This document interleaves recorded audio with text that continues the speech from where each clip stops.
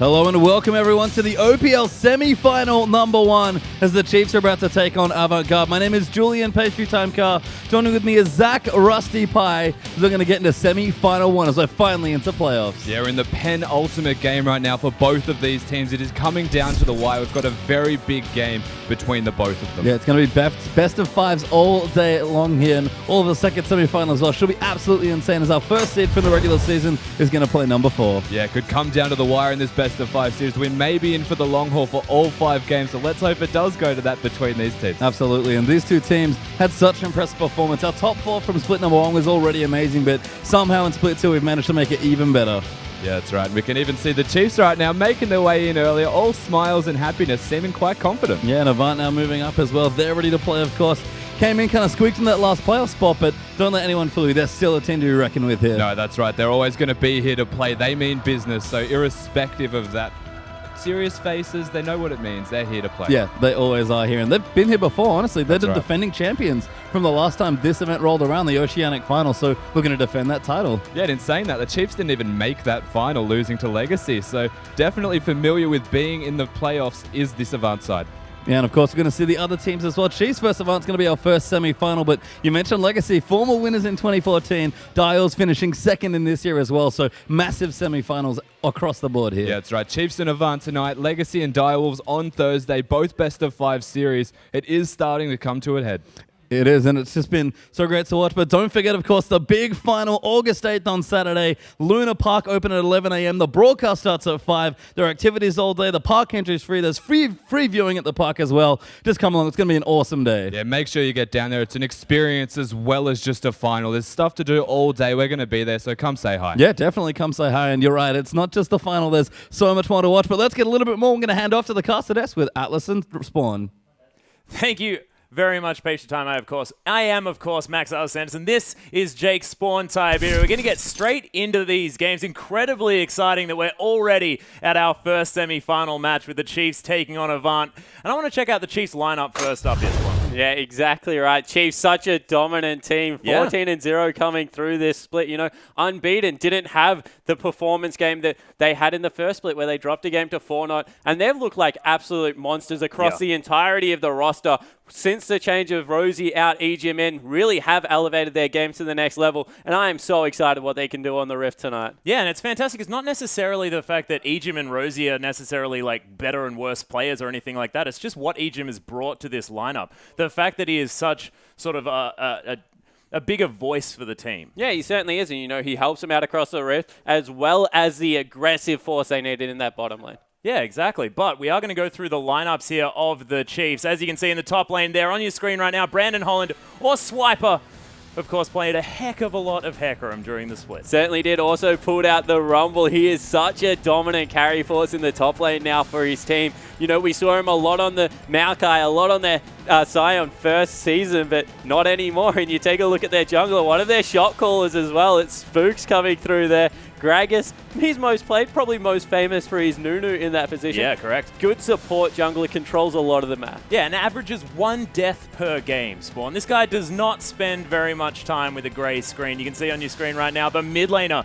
Swiffer, pulling it back a little bit since his sort of dominant split 1 performance, but still definitely an integral part of this side. Yeah, he's gone to more of the control mages, does what his team needs, bridges a lot of the power to really get this man on your screen going. Radiant in the bottom lane in the AD carry. He will not see Kalista tonight. I can nearly put money on it because a couple of touch-ups and maybe some bads will go his way, but he has had a dominant season. He has, and you know, he might look sleepy on your screen right now, but he is ready to dominate on the Rift with this gentleman, EGM. Played a heck of a lot of Annie and Alistair. In fact, even on both of those champions, you can remember back from Wildcards when he was playing with Legacy, his Alistair was out of control, but his Annie as well. Any aggressive support really suits this guy. Yeah, he needs to get the party started. He is one of the initiators, along with Swiper, that really does get in team's face, and it makes them uncomfortable. When you have a support that you don't want to throw anything at, always starting off the fights, and even in the bottom lane, he is a person that leads a lot of the aggression. Yeah, and also another voice for the side. The fact that he can do some shot calling, the fact that Swiffer gets to sit back a little bit, doesn't need to tell his team where to go, is a big, important factor. And it brings us to sort of my first point about the Chiefs, the fact that that Swiffer definitely likes to sort of sit back a bit more now, was more of a dominant force. But we are going to go through the Avant Garde lineup, of course, the lineup going against the Chiefs in our first semi-final. And there, that man in the top lane, it's going to be Porky. Yeah, and you see the rumble on your screen. He ekes out so much damage in the top lane. Really one of the few carry top laners that we have left in Oceania, and is a big vocal voice for the team. Yeah, it does a heck of a lot of work. But if we're going to be talking about that, that is in fact not Ejim. That's Chelby. He is the rock for Avant Garde. Yeah, he certainly is. He is the guy that really gets the tempo of the game up and in Avant's favor. Likes to play the top side of the map, get behind his mid laner, and really help that man, Kensti, get going. You know, he's played some Vladimir, a lot of late game carries, but as long as he makes it through laning phase even or better,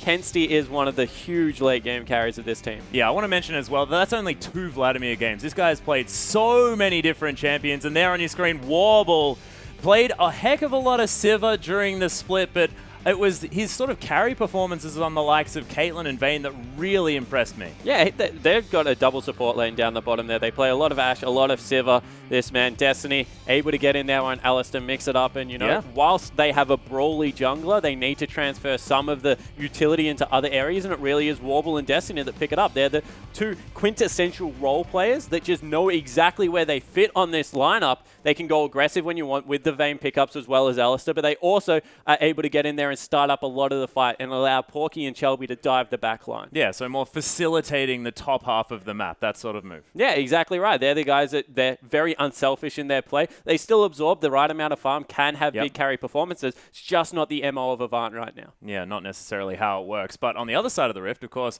the Chiefs utilize their bottom lane a whole lot more now. The fact that sort of Swiffer has stepped back down a little bit means that Radier has been able to go off. Yeah, it's exactly right. You know, you're able to see exactly what they bring in. They're a very aggressive bottom lane. I want to see if they punish that. Yeah, well, Swiffer, of course, had a gigantic first season here in the OPL, but has stepped back just a little bit. Of course, did manage to get 33% of the kills for the Chiefs in the first split, but now not quite as many, back to 26. Yeah, so reined it in a little bit. He's been very vocal that he knows that he can play a little bit more of a support style because he's able to delegate a lot of that mid and early game power over to Radier because he's just been having an explosive season. His season has been utterly ridiculous. Gigantic amounts of kills. That man on his screen looking pretty relaxed, but he's killed 125 champions this split, the highest in the OPL. Yeah, overtook King, who was able to pick it up season 1 in Radier. He's been playing a lot of Kalista, a lot of Corki. The meta really has suited him. The new support player has suited him. And if he is able to get rolling, very big confidence play. You can't see it, but he does get very hyped up in the game. And I want to see how he attacks Warble and Destiny because, you know, we keep mentioning they're a very defensive bottom lane. That's not where the aggression is. No, the aggression is coming out of the jungle. Of course, Chelby, a gigantic playmaker for this Avant side. 76% is his kill participation, and that's, I believe, 6 or 7% ahead of Spooks. Yeah, it certainly is. Or the rest of his team, actually. 6% more than the rest of his side. And you got to point out exactly what Chelby does for his team because he does 16% of the damage. For comparison, Spooks does 9%. Yeah, Spooks is a great jungler coming through there. It's just that Chelby is so in your face, always wants to take those fights, ekes every little bit of damage out of his champion. And if he is stronger than you, he will repetitively evade, try and get advantages. If Avant are going to win this set today, it will be on a huge performance out of Chelby because he single-handedly dragged the AV lineup that had Veritas, that had Nada on it, through that final that Avant were able to win. Yeah, it's true. But on the other side of the rift, of course, against Spooks, it's going to be very difficult for Chelby. Spooks playing a very sort of facilitative role, as you've already mentioned, because he can trust his bottom lane and his solo lanes in order to get themselves through. Chelby feels like he has to win the game for Avant, but you can see average score-wise, it's going to be very difficult for Chelby, considering the fact that Spooks, that is just a ridiculous record. About 15.0 KDA for this split. Yeah, exactly right. And, you know, the thing about Spooks is he's a brick wall. So, you know, Chelby, more of a linebacker player, likes to get in there, really mix it up. But Spooks controls the map exceptionally well. And that's one thing we have to keep pointing out about this Chiefs lineup. They don't play against their opponent. They play against the map a lot of the time. They control vision through wards, really make sure their lanes are under control. They've tied down a lot of the errors that they were making going to the IWCI tournament and tried to completely rebuild how they play League of Legends. And so far, they've been unbeatable at doing that. They've got very good control over the early game. They're up about 260 gold at 10 minutes and able to just slowly and incrementally build leads throughout mid and late game. Yeah, they've sort of just tried to iron out the kinks that they did find in their play over in Turkey. But do you think they've worked it out? Of course, their drafting was another thing. As we hop into Champion Select that they were worried about. We are in Champion Select now, and is this where the Chiefs feel like they've improved? Yeah, they definitely have. They've been able to get their hands on power picks time and time again. They've got threats over the entirety of the comp, and as well as some must-ban champions. So definitely think that is something that they are currently using as a strength. Well, Avant Garde have started off the banning here. Hecarim and Alistair already removed from that side. Siva is taken away from Warble by the Chiefs. Remember, ladies and gentlemen, we are on 5.13, so a whole lot of changes to a lot of AP items. There's all sorts of things that have changed here for both of these sides as far as their power picks are concerned, and we'll see whether the Chiefs are going to be able to pick up Callista, because she took a bit of a hit in this patch. Yeah, she certainly did, and the man that you'd think would have gotten buffed is Kensti, because his champion pool is ridiculous, but he plays a lot of Vladimir, and changed to Spirit Visage, made it a little bit stronger. You know, it's much easier to get into your big AP items now, like the Death Cap, because of the reduction of the needlessly large rod. You don't have to sit in lane for as long, so Kensti should be a little bit stronger on this patch. Slightly empowered, but as I was talking about it before, Callista is going to be removed from Radiant, not able to play that champion. The Chiefs now making sure that they decide correctly for their final ban. You can see Swiper there on your screen getting ready to take away the Fizz. They take away Fizz. That means Rumble is still available. The other champion I wanted to touch on, Swiper plays it a lot. Porky plays it more, and arguably better than Swiper if you look at the numbers coming into the game. And with the Rylash change, with the change to Leandre, is a big boost to the mid-game power that comes through of that Rumble. Yeah, and Porky just does so much damage for his side. 23.8% as a top laner is pretty out of control. 30 seconds now on the clock, but it looks like Corki is going to be the focus for Avant. They take it away from Radia. He's been very vocal about loving that champion. Yeah, he certainly has. Prioritizes over Callista at the moment, so they ban away the Callista, they pick up the Corki for themselves.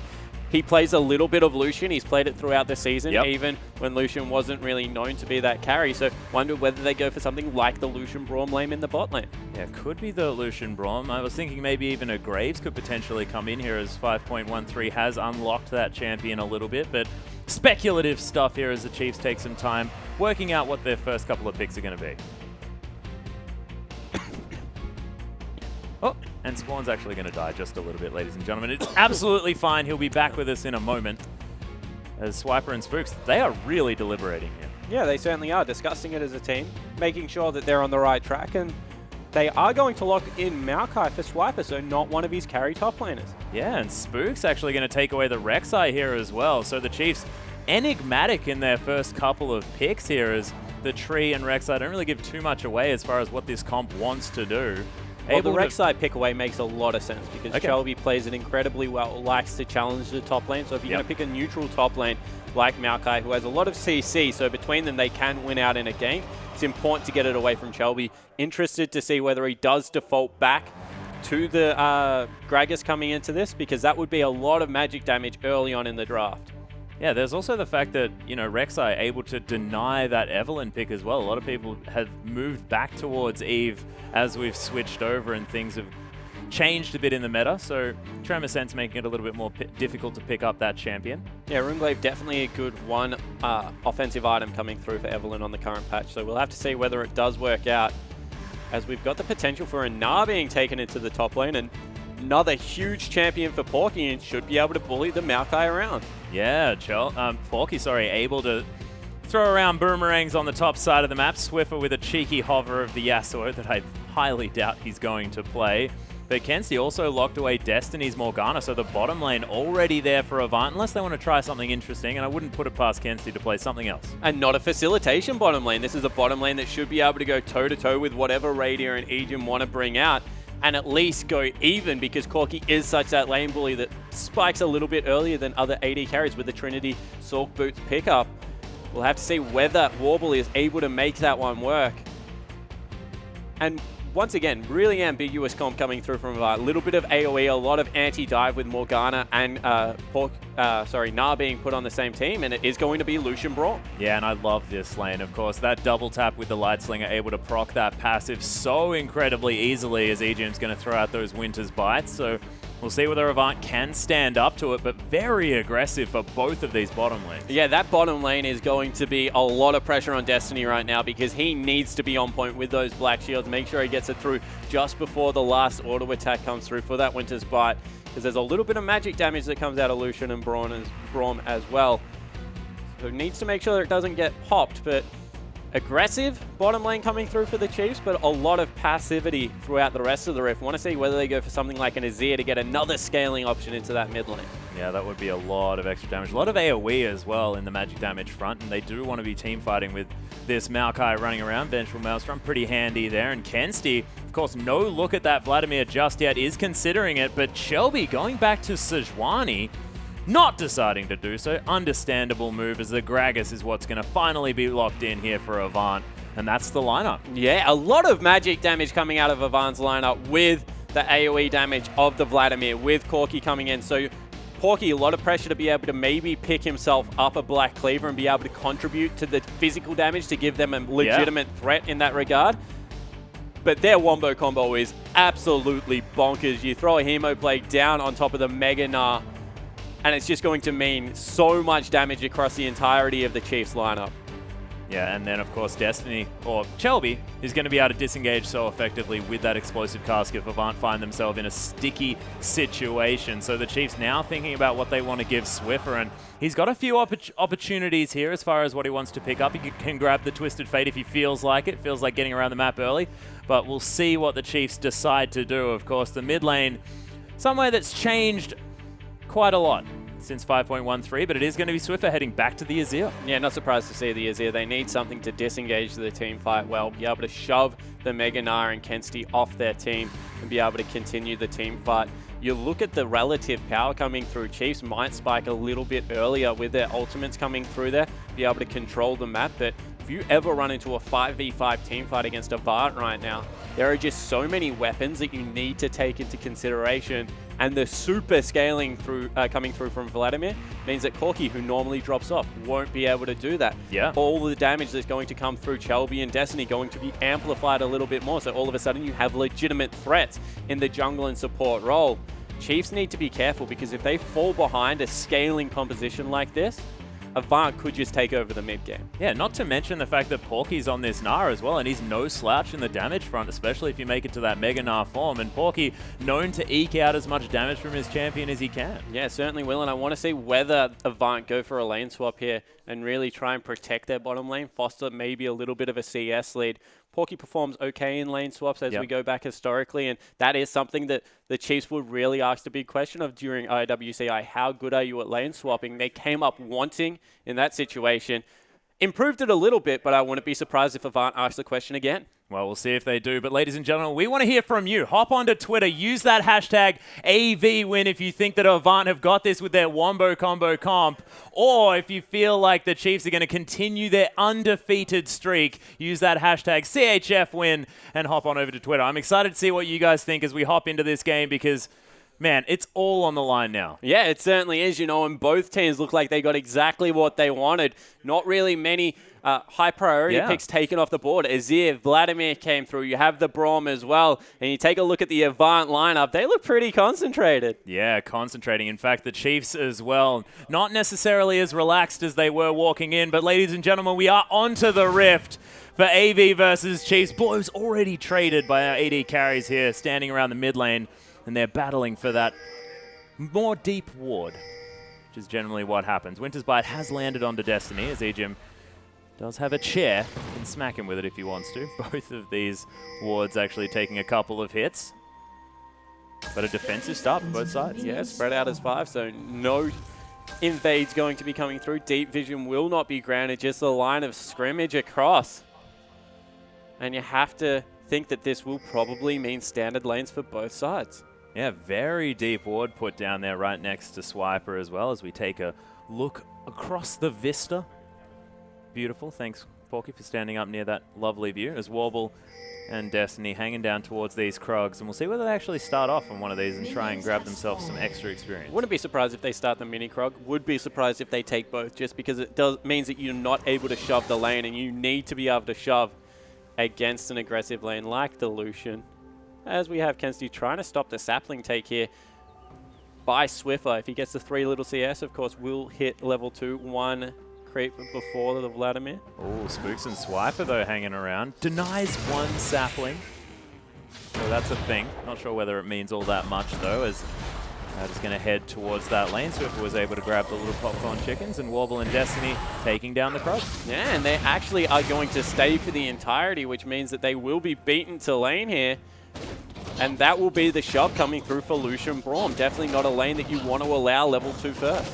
Yeah, a bit of a jungle follow happening for both of our top laners, leaving their lanes at the moment as Swipe has taken a fair bit of damage. We'll see whether he teleports back into his lane after backing and getting all of his health back. Wouldn't be surprised if he did, as Kensty's already taking a lot of damage from Swiffer.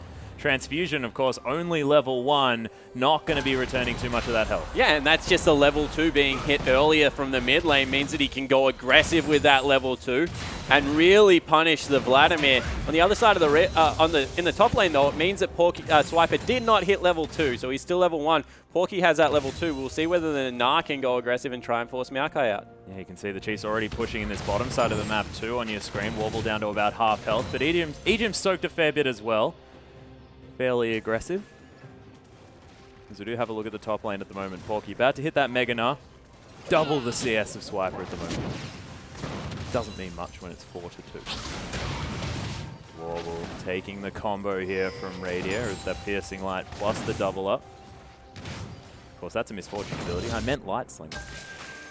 Shelby already looking aggressive. Actually just starting up a Scuttle Crab, trying to get vision of Spooks. They're going to fight for it. Yeah, they're looking for it. Spooks doesn't have his... Oh, actually does have the Smite. Decided not to use it. Very interesting. Red buff is actually on Spooks, which means Shelby can't really fight him, as well as the fact that mid lane has been pushed up. So first little jungle battle going over to the Chiefs. Now looking to see if he can invade the red. Oh my goodness, one more auto attack from Swiffer would have done that. Kensty, he might need to go back already. He's only down by about 4 CS. And you can see used all 4 of his potions as Spooks is just being annoying. Knows that this Vladimir has been pushed out of lane and can't help his jungler. Yeah, and the bottom lane isn't coming either. Shelby does get it. Locks it down, of course. Smite still up here for Spooks, so just was unable to get that one. Wow. Yeah, Ejim with the stand behind me on one of the minions. Warble uses the Valkyrie to get out. It's a lot of mana now. Won't be able to throw out as many phosphorus bombs in the bottom lane. Yeah, and they're just playing this 2v2 so aggressively because they had eyes on the jungle. They know that mid is being shut down currently.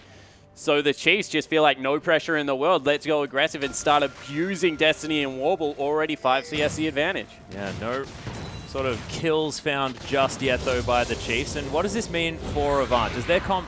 Is it required to scale here, Spawn? Yeah, as soon as you see a Vladimir with any form of AoE, you just think it, oh, fine wine, Atlas. Gets better with age. Whereas you have a look at the team comp that comes through from the Chiefs, and with the Lucian, a little bit more mid-game focus coming through there. 2 big tanks in the form of Swiper as well as Spooks. They're looking to control the map early, see if they can pick up their early advantages around the Dragon area. Yeah, we'll see whether Warble can be that sort of mid-game insurance on the Cork. He wants to be able to get to that Trinity Force, but we'll see whether he can, as the Chiefs putting a lot of pressure on this bottom side. 37-32 is the farm. And there's a few creeps there for Warble to pick up at the same time, despite the fact that he's very low. And Swiper, once again, winning out quite hard in the top lane. Even Porky being found by a gank. Yeah, Porky actually down to about 250 health, but Prey Seeker not going to be enough to take him down from there. Does mean that the little Gnar is going to get away, but he's quite low. Swiffer once again. Yeah, there's the sweet move from Swiffer, but baits out the pull. Kensty will be okay, just clears up everything with his Tides of Blood and might need to head back once more. No, he has 3 potions and you can just transfuse it as Destiny's been caught. Yeah, he's in a lot of trouble. There's the stun. Has to use the flash. Piercing Light wasn't enough, but the flash auto is going to do it. First blood to Radiant. No surprises there as Chelby's also found Spooks. Yeah, and I cannot... Has Swiffer found Shelby here as he's going to have to flash, uses the body slam, and I believe he'll be okay. Swiper responding first in the top lane, so Chiefs look to be on top of their communication early. And this is the danger about picking losing lanes. Really only the Porky lane is going to be a winning lane right now, and Swiper has done his best to get ahead in that. So Avant under a lot of pressure to see whether they can get through this early game. Shelby just being stalked by Spooks. This is what we talked about. Spooks controls the map really well. Shelby wants to fight people. Yeah, Swiffer continuing the aggression as well. As Kensti does have to move further up this lane. Spook's waiting in the wings just a little bit, but probably just wants to take down those puppies. Falling a little bit behind in the farm as far as the jungling is going. Shelby able to be a herbivore in the early stage. See whether he can affect these lanes. We spoke about Shelby. We said, you know, he needs to be making moves for his team. We'll see whether he can get there and do it. Yeah, exactly right. And you would have to think if he just loses out in a little bit of farm but can secure the control of the map, allow his lanes to excel, Spooks would be more than happy with how this early game is going, especially because of this pressure in the mid lane. Yeah, more auto attacks. Transfusion not quite doing enough here as it's only an Amp Tome, no Hextech Revolver to come in. But Kensti, I mean, there is scaling to come from this Vladimir. He's going to be able to get a lot of sustain in this lane once he's got that level 9 and built that Hextech Revolver, which he now has in his back pocket. But look at this, they sent back the bottom lane and Kensti at the same time, so automatically Chiefs start up the Dragon. 7 minutes 40 in standard lanes is an incredibly early Dragon coming through, but they're going to grab it. Yep, Unbreakable from Egen's going to stop the Dark Binding as well. Oh, what?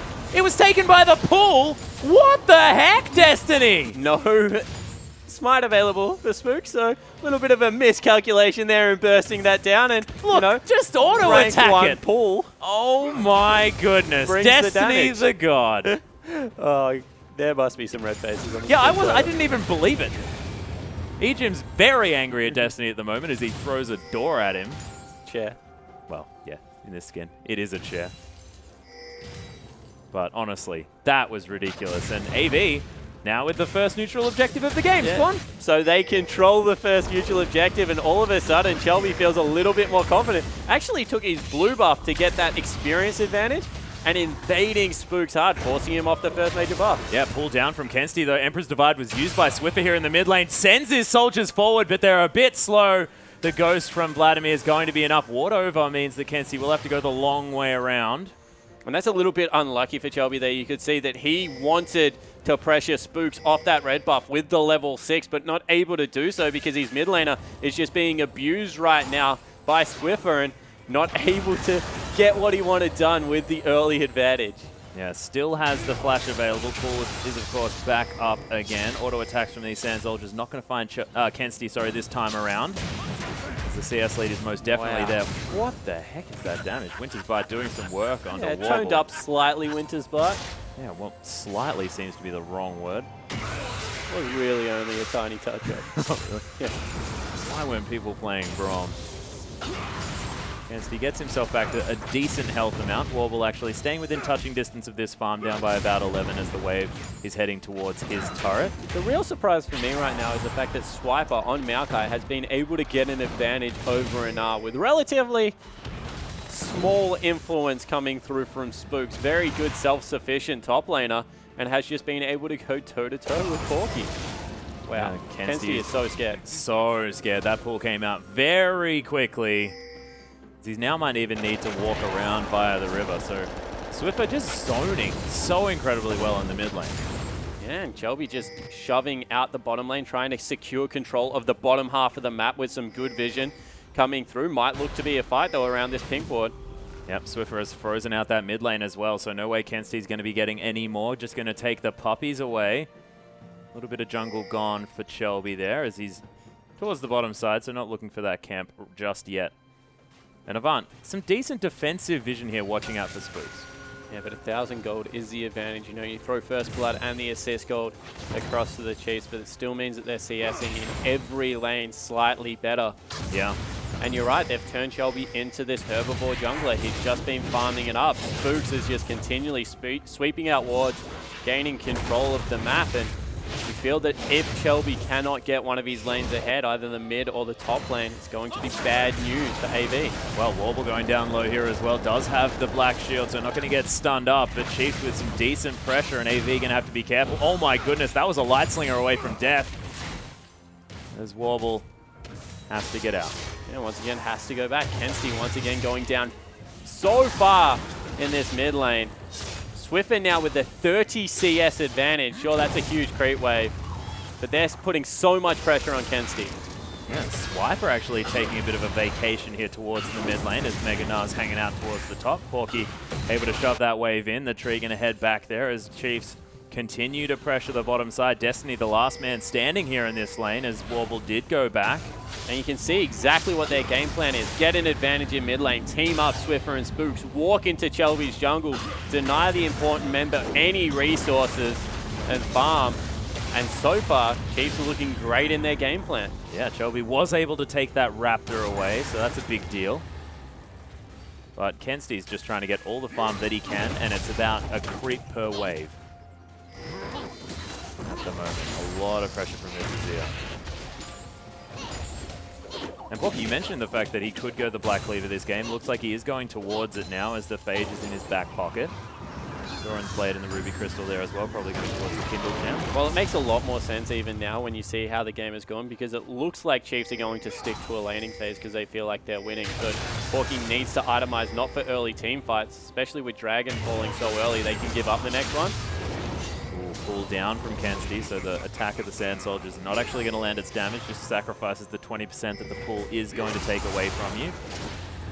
Swiffer almost half health on this turret. Shelby makes his way through, but Swiffer not that scared. Yeah, exactly. So Braum hanging around. A lot of extra damage here from these soldiers. Shelby loses half of his health. Remember, yeah, not a lot of magic resist on this Gragas. And you can just see by the way that Swiffer's playing, he's not scared at all. Destiny's been caught. Yeah, Destiny should be scared though as he's getting auto-attacked to death. Flashes over the wall. Dark Binding not going to find the Chiefs, but so much pressure everywhere on the map. And straight away they have to back away from bottom, back away from mid. Now the dive coming through for Warble. Yeah, there's the culling out as well. Chilling Smite down onto Warble. Flashes after the Valkyrie. He's going to be okay, but the Chiefs going to be able to keep them away from this turret. Yeah, bottom wave now proxied. This is an Infinity Edge user against the components of what looks to be the Trinity Force coming through, and this is where Corki should excel. Phage Sheen is where Corki generally gets ahead in lane. Instead, there's a 30 CS discrepancy. That tower is going to fall. There's a 40 CS discrepancy in mid lane. That turret's going to fall, and Chiefs in complete control. Yeah, Swiffer just sets up his Sun turret here as AV. They're looking for Swiper. Not into the wall. There's the crush down on top at Swiper. He's not dying. Warble's going to take him down with a hyper proc, and AV managed to get one back. Yeah, so Porky coming up with the kill there, but action not over. My gosh. The Avant lineup still very much struggling in the other lanes. We'll be able to answer with the top turret. Well, Chiefs trying to grab their first dragon here as the puddle will be available. Oh, Dark Binding lands under the dragon, but it's already down to about 800 health. Rockets coming in. Are they going to be able to do it? No, they're just hanging around. Was the turret falling down? Actually thought that the blue notification there on the screen was the dragon, but it is going to be Spook securing it. Certainly is. So Dragons now evened up. Turrets in the advantage of the Chiefs. They've leapt out to a couple thousand gold lead. And if we check in with the items, first mage is completed for the mid lane, as it is going to be the Morellonomicon and the Woda picked up for Swiffer and Kensty respectively. But the cheaper version of the Needlessly Large Rod also picked up. Yeah, so Swiffer going to be able to have a little bit of extra AP there. Of course, did lose about 20 of it, but it is going to be a little bit less expensive here, only about 1,200. Gives you 60 AP. Pretty good as far as that item is concerned, and can build it into a whole lot of different things. We'll see whether Swiffer decides to go for Orale's Crystals after this game, now that it has seen a little bit more popularity. Yeah, of course, the Sand Soldier's now 40% slow coming through there, so good pickup if Swiffer does want to go for it.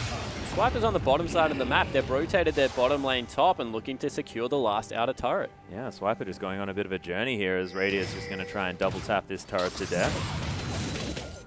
Porky's up there, though, trying to defend that one out. Lots of members of the Chiefs rotating around as Destiny and Shelby going for an excursion in the jungle. And they've already swapped Kensty out of Swiffer's lane. They've sent Corky there. They don't really mind whether Warble falls a little bit behind. They need to get some farm onto their Vladimir. So the call's being made, and looks like they'll be able to take a turret. Yeah, they're going to trade turrets here as the Chiefs take out the full outer ring. It is going to be the outer turret in the bottom lane falling for Avant, though, in response, as Destiny takes about a third of his health there from Swiffer. Pretty sick finds him as well. And the Chiefs just moving around this map, taking down all the structures. Yeah, and already Radia's on his way. They have to burn teleport. Yeah, Corky is going to have to... Sorry, Porky going to have to teleport in here. Go in. Yeah, takes a bit of damage. I really thought he was going to pull the trigger on that one. Does a lot of damage as Meganar. You can see Swiffer in some trouble. Yeah, getting houses pegged at him here as the rockets come through. That binding was... I think it grazed his backside there, Atlas. Grazed his backside would be exactly how I would put it, my friend. Barrel's going to come through from Shelby as well, as AV are able to group together and get some pressure back in this mid lane. Don't lose the turret just yet. And the Chiefs with a 2,000 gold lead. Still in control. We'll see whether Avant can group together and use these big wombo ultimates in a way that's going to work out. Yeah, so the Chiefs, after all the trading that's happened on the map, equaling Dragons up 1 turret, only the last mid-outer surviving for the Chiefs. And you would have to think that this is exactly where they wanted the game at 17 minutes. Open up the map, make sure that Spooks is in the driver's seat, that they're playing Spooks' style of game. No longer any lanes to gank for Shelby. Instead, he has to group up earlier than they would have expected. They've got the Trinity Force and first major items coming through for all their laners. You can see it's just that half an item advantage for the Chiefs in every position. Yeah. That means they're a little bit stronger when the fights occur. Yeah, Radio does have the Zeal in his back pocket as well as that Infinity Edge. So we're talking about Trinity Force power spikes. This Lucian, probably one of the best just Infinity Edge characters as well, so he's no slouch at the same time. Yeah, definitely the best. Just Infinity Edge user coming through there as Shelby getting invaded. Yeah, he's pretty tanky though, as the fat man. But it's just the control. You're not used to people being in Shelby's jungle. Yeah. You're used to Shelby going into other people's jungles, trying to fight the top laner, trying to gain control of the map. But right now, Spooks is just strangling him through superior vision. Swiffer as well, throwing out Sand Soldiers left, right, and center, sending them into battle. And he's got a lot of pressure here in this lane. Warble able to get some decent damage off, but there's the attack in response. Kenzie just tides of blooding this wave over and over again. Yes, Spawn, it is a verb. A verb? A verb? What's a blurb? I have no idea. I think it's the back of a book. Said wrong. The Chiefs just going to put some pressure continually on this bottom side of the map. I feel like we're saying pressure a lot, but it's because there's a lot of it in this game. It certainly is, and Swift are going to be successful in taking out that mid turret unless someone gets it. Yep, it's going to happen. The Arise is going to take that one down. Chiefs with their 4th turret of the game, but really opening up the map with that one. Yeah, and Avant's game plan, isolate their top lane. Just get as much farm onto Porky as possible. See if he can bully Swiper around, but it's just not working. Swiper conceding a lot, backing away to his turret, still up in CS, doing a fantastic job on Maokai of neutralizing the Gnar, and no advantages to be gained right now. Yeah, and despite the sort of change to the Righteous Glory, looks like Swiper's still happy to go for that item. Even Ejim, considering it by the looks of things, has the makings of the item there in his back pocket.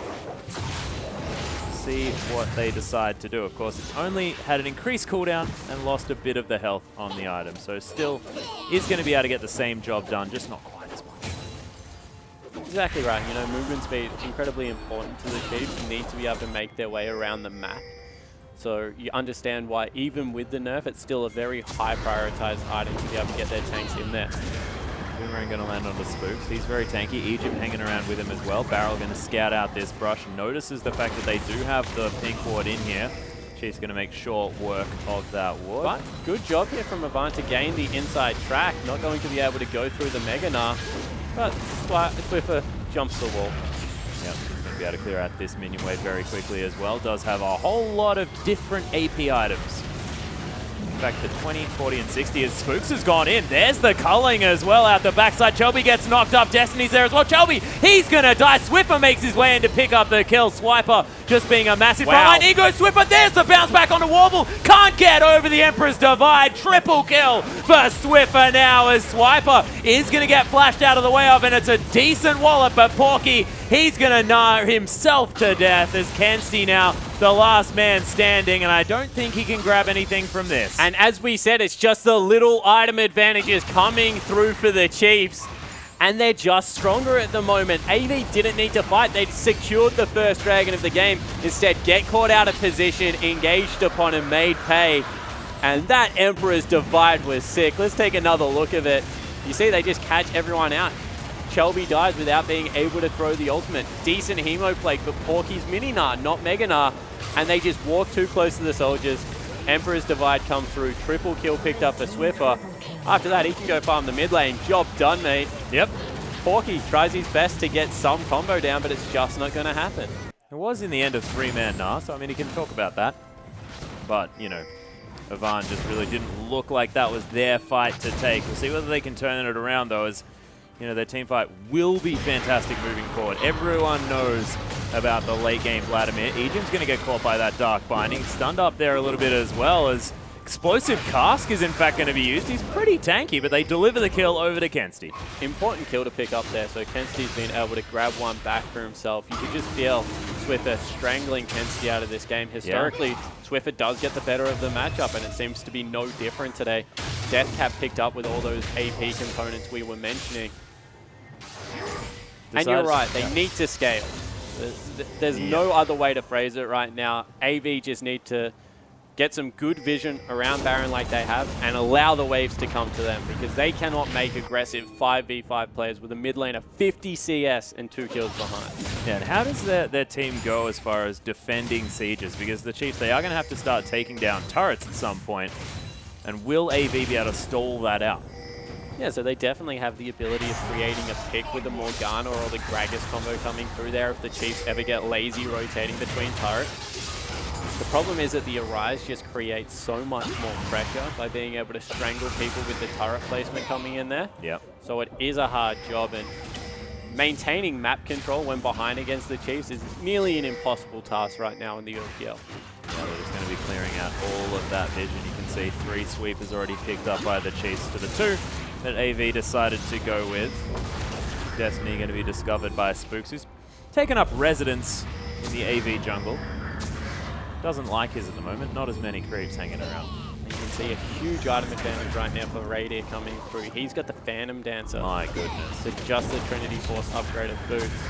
The 2 item spikes coming out of the Chiefs is ridiculous actually, because Locket in the Iron Solari completed with the Cinder Hulk on the side of Spooks with a cheeky side stone there. Explosive Cask actually used by Chelby mostly to get rid of the minions, as Kensti's going to come around and finish off the rest of the wave. Dark Binding lands onto Swiffer. There's the Glacial Fissure actually out of Ejim, so they didn't want Swiffer getting caught there. Well, the Wombo combo was huge. You had a Mega Nut and Kensti, who's picked up his Zonya's Hourglass now, ready to engage onto that if they wanted to. Had to burn a Braum ultimate to keep them safe. Happening just yet. Well, we'll see whether the Chiefs can use these 2 item power spikes. Of course, Raven's Deathcap, as you said before, and the Phantom Dancer here for Radier, but yeah, that's one auto attack. Sent 2 Sand Soldiers through 4 members. Yep. And look at the wave control. Mid lane pushing in, bottom lane starting to stack up. In about 40 seconds time, that will be crashing into the bottom turret. Chiefs just controlling Avant and then moving around the map. Yeah, the culling comes out one more time. Spooks looking for the knockup, but not going to get it. The Chiefs look for a fight. Don't find it at all. Decent wave clear from Avant. They are staving off this push from the Chiefs. With Dark Binding one more time. There's the Emperor's Divide, but he's still stuck there. Takes a lot of damage. Rocket to come down, but not going to be enough. As Chelby, Warble looks for it, gets the shutdown onto Swiffer with the manliest play I've seen out of this player. Yeah, and Kensti didn't dump the Hemo Plague, so Warble just goes in. Body Swiffer, got caught out by a Dark Binding. This is what we said, if the Chiefs ever get sloppy, there is so much pick potential to come through from Morgana as well as the Gragas, and they're able to make them pay. Yeah, well, you didn't mention the Corky. Able to grab the picks when they needed, of course, was the Dark Binding. You are completely correct, but they're trying to siege down this turret. Body slamming to get Chelby out, but low health bars of AV is going to make it a bit dangerous here, and Radier still very, very healthy. Tunnel can be taken from Spooks if he wants to, but AV, they're going to find some damage on the mid turret, but that's about it. But they buy the respite they need, remember. As long as they're not losing the game right now, Avant are winning, because they have the composition that gets better with time. There's always going to be a range issue with Lucian. Sure, if he's able to freely hit one of the highest damage AD carries, but with the minimal range against something like a Gnar or the Vladimir, going to be very easy to return damage onto him. Same thing with Swiffer, really. Has long-range poke, but consistent damage needs to be quite close, but Chiefs look like they're going to pull the trigger on a Baron. Yeah, it has been pinged that Avant don't know what's going on, so Baron has been started up here by the Chiefs in full vision of Avant by the looks of things, as Winner's Bite's going to come down to stop Chelby from getting in. Dark Binding not going to find Swiffer this time. 3,000 health on the Baron. Chiefs peel away from it. Swiper looking to try and get some damage down there. Focusing the Baron. Shelby's in there. Steals the Baron. Warble in the backside. Ejim knocked into the wall with the Mega Nut. There's a rock to take him down too. As Spooks very tanky now on the front line. Radier trying to kite around the house. Misses him. Radier takes down the Mega Nut as Warble and Destiny have them stuck in the pit. Kensti's Tunnel here. gets over. Kensti ghosting his way into this fight. Dark Binding not going to find the Tree Man, but AV, they're probably more than happy to turn around now because they've got the Baron. Yeah, they trade 2 for 2. They pick up the Baron, narrow the gold lead. What a steal coming out of Chelby there. I get so scared whenever Chelby gets anywhere near something to smite because he's not often beaten in that war. He certainly is not. You know, people say that is coming in as a jungler, you actually have more of an advantage smiting because all the pressure is on the opponents to be able to time everything coming through. Let's take another look. They zone away. You can see they're holding off damage, trying to burst it. It actually looks like Spooks went early there, and Chelby just body slammed in and able to take it away. Yep. Just nicked that one out, and you can see AV now trying to get the work done. If that house had hit Radiant, might have been a different story. And that's a 4v5, by the way. Yeah, Kenzie wasn't there. As he's going to find Ejim now. Of course, he's in this fight. Tides of Blood still able to get some work done. Hemo play down. Radiant is the focus. It is going to be Destiny falling down first. Radiant able to get himself out as Swipe has found his way into the fight. Ejim very, very low. Radiant still getting damage in this fight. Kenzie uses the Zhonya's, takes down Ejim, doesn't have the pull, and Porky, you're exactly right, didn't have Meganar. Just didn't have the time to transform in that fight, use the teleport to get in there, and it just wasn't going to happen. All of a sudden, Avant secures some control over the map, could have used it to push some waves, but instead take a team fight and a made pay. Yep, Porky tried to get the boomerang steal, not going to find it this time. Not as powerful as a tormented soil from a support Level Morgana, yeah. apparently. Well, we're going to head towards this bottom side of the map, grab himself this farm that was generously shoved in by Swiffer and Swiper. They're actually pinging out onto the Spook Swiffer combo here. Yeah, Porky still with some decent rage. Sure, he would have liked that going into the last fight. Yes. Radiant, massive red dot syndrome as they stack up against this inner turret in the top lane, able to take that one down. A whole lot of piercing lights and some auto attacks. Critting like you would not believe. Going for a Bloodthirster as his third item. Yeah, so not much armor finished up yet. So just trusting himself to be able to get to the last Whisper before it really becomes a breaking point. I guess there's not a lot of burst damage that he has to worry about too much as well, so the sustain could be useful. Although Warble, probably enough. Don't know. Not sure about this. I'm going to say if you get Nard with a Hemo Plague on you, you're probably going to die from the burst. Yeah. So there's a lot of burst damage. I wonder why I went for those tests.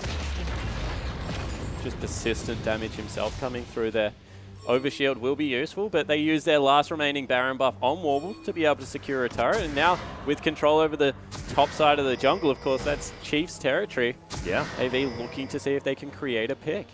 Yeah, AB just moving around as a unit now as well. Spooks hanging around by the blue buff, going to be taking that one away. Winter's Bite finds Kenzie. Some decent damage from Swiffer as well. Destiny and Shelby standing in this brush. Tides of Blood from Kenzie is going to be able to take down these minions. Apart from that one cheeky one there who gets transfused to death. And after, like, there's still a 60 CS discrepancy between Kenzie and Swiffer. So Swiffer has done a fantastic job, but credit to the AV mid laner of keeping himself relevant as this game goes on. Yeah, it does now have the Abyssal Scepter as well, so sort of the double defensive AP items that work offensively at the same time in the Zhonya's and the Abyssal, and has the sustain from the Will of the Ancients with those Sorcerer Shoes. Not opting for any extra cooldown reduction, probably has some maximum range. Looks like he wants to go. Yeah, trying to crush his way in. Actually lands the house onto Swiper here. They're looking for it. Wallop comes down onto the tree, loses half of his health already. There's the first one. Explosive cast from Shelby, and they're trying to get this fight started. Wallop onto Radiant from Porky in the front line. Hemo Plague's down Shelby. He's going to get taken out, though, as Swiffer's turning it on. Pull down from Kenzie. He's going all in on this fight, as the Zhonya's. But now in front of 5 people, it's the double kill for the Chiefs. And AV, they tried to start the fight, but the Chiefs were ready. That was just a brain fade. They didn't have the layer of the Gnar as well as the Hemo Plague to come across. The Vladimir was way too far behind, and instead a huge Gnar goes across for absolutely zero effect because the Chiefs members kite back, keep Spooks in the front line to soak up all of that damage, and then reverse it and smash Avant. They're going to break the base. Yeah, able to easily take down this turret, dies very quickly. Porky going to get smashed back into the team, just easily gets taken down by Radiant. 8-0 and 5, going legendary in this game. They lose the top inhibitor. Warble going to be taking down the minions. But AV looking like they're desperately trying to find anything here. Even Swiper getting engaged on one more time. You'd think that Warble would have learnt from last time. And you know, let's go back to our key matchup. It was the jungle, Chelby versus Spooks. Chelby currently 0-4-5. Couldn't get any of the lanes going. Spooks, on the other hand, very utility face, controlled the entirety of the early game, along with his mid laner. 0-0-13 out of 14 kills. This guy just does not die. Spooks is immortal. He is. Really getting to that point. He's over 90% of the kill participation for this game as well. Only missing out on one. Is Radier, of course, 8-0-5 now as well, contributing to a lot of the success of the Chiefs. And it's just the show of exactly what the Chiefs have been able to do all split. Except this time they were able to pick winning lanes. Braum, Lucian, so strong coming in this. As we said, Porky the only person with really a winning lane. And the Chiefs just trusted their gut, able to get in there and really have impacted strong early game. And now they're just rolling with it because they've created this huge lead, 6,000 gold. That's with giving up a Baron. Yeah, they had that stolen away. The first Dragon as well, the only that AV were able to pick up. This could have been very close to a perfect game from the Chiefs if they had have managed to grab that first one. And of course the Baron, all the neutrals would have been in their favor, but it was steals from Avant keeping them in this game. Now the siege is on one more time. Porky takes damage from Swiffer right now because the Void Staff was picked up nice and early. AV still trying their best to defend. Game definitely not over as long as you have the scaling coming through from Vladimir and the threat of a 5-man, you're in it, but it's just becoming that uphill push. Yeah, and they need to make up their mind whether they want to engage or defend this top lane push from the super minions that are coming in from the Chiefs. Of course, with this inhibitor down, just means that AV going to be feeling this push so much more. The longer the Chiefs can keep them here, the better it is. Of course, they've even got Swiper with the teleport at the ready, able to push down the mid lane as well. Kenzie taking so much poke from Swiffer. He's doing so much work with these Sand Soldiers. Another command attack. Turret's gone.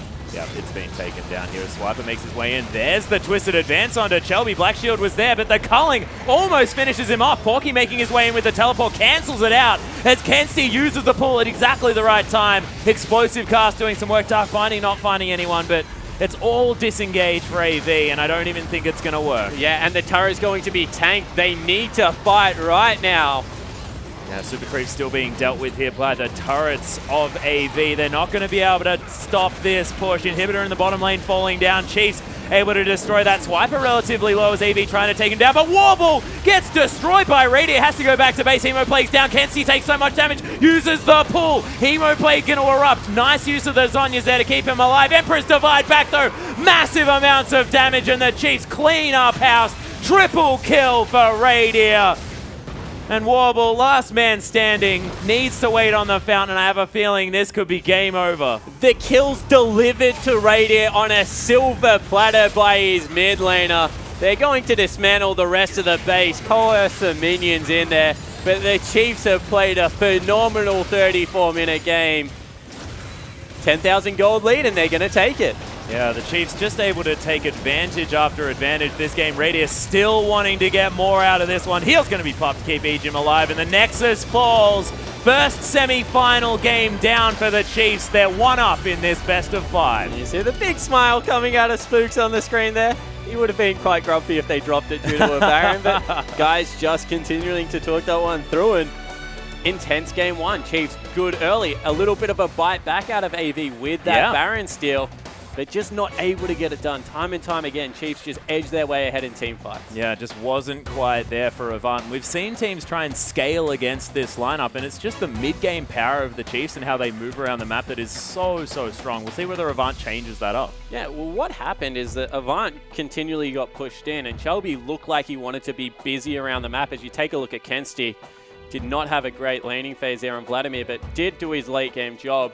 Yeah. And you thought this might be the Avant game to win because Chelby, with the lanes push, can get busy, can start really ganking, but Spooks just kept tabs on him around the map. And I wonder if Rek'Sai is going to be the pick away to try and get rid of some of that vision control that she provides. Well, I mean, the Tremor Sense was very useful, but Spooks, he can just play everything spawn. I just don't think that trying to ban away Spooks is going to work against the Chiefs. Yeah, so you have to ban a strategy against the Chiefs. Okay. You can't get rid of all their champion pools because I agree, they just play everything. But if vision control is what's hurting you, Rek'Sai is the best vision control jungler because of the tremor sense and being able to track the opponent. Just get it off the board. Try something else.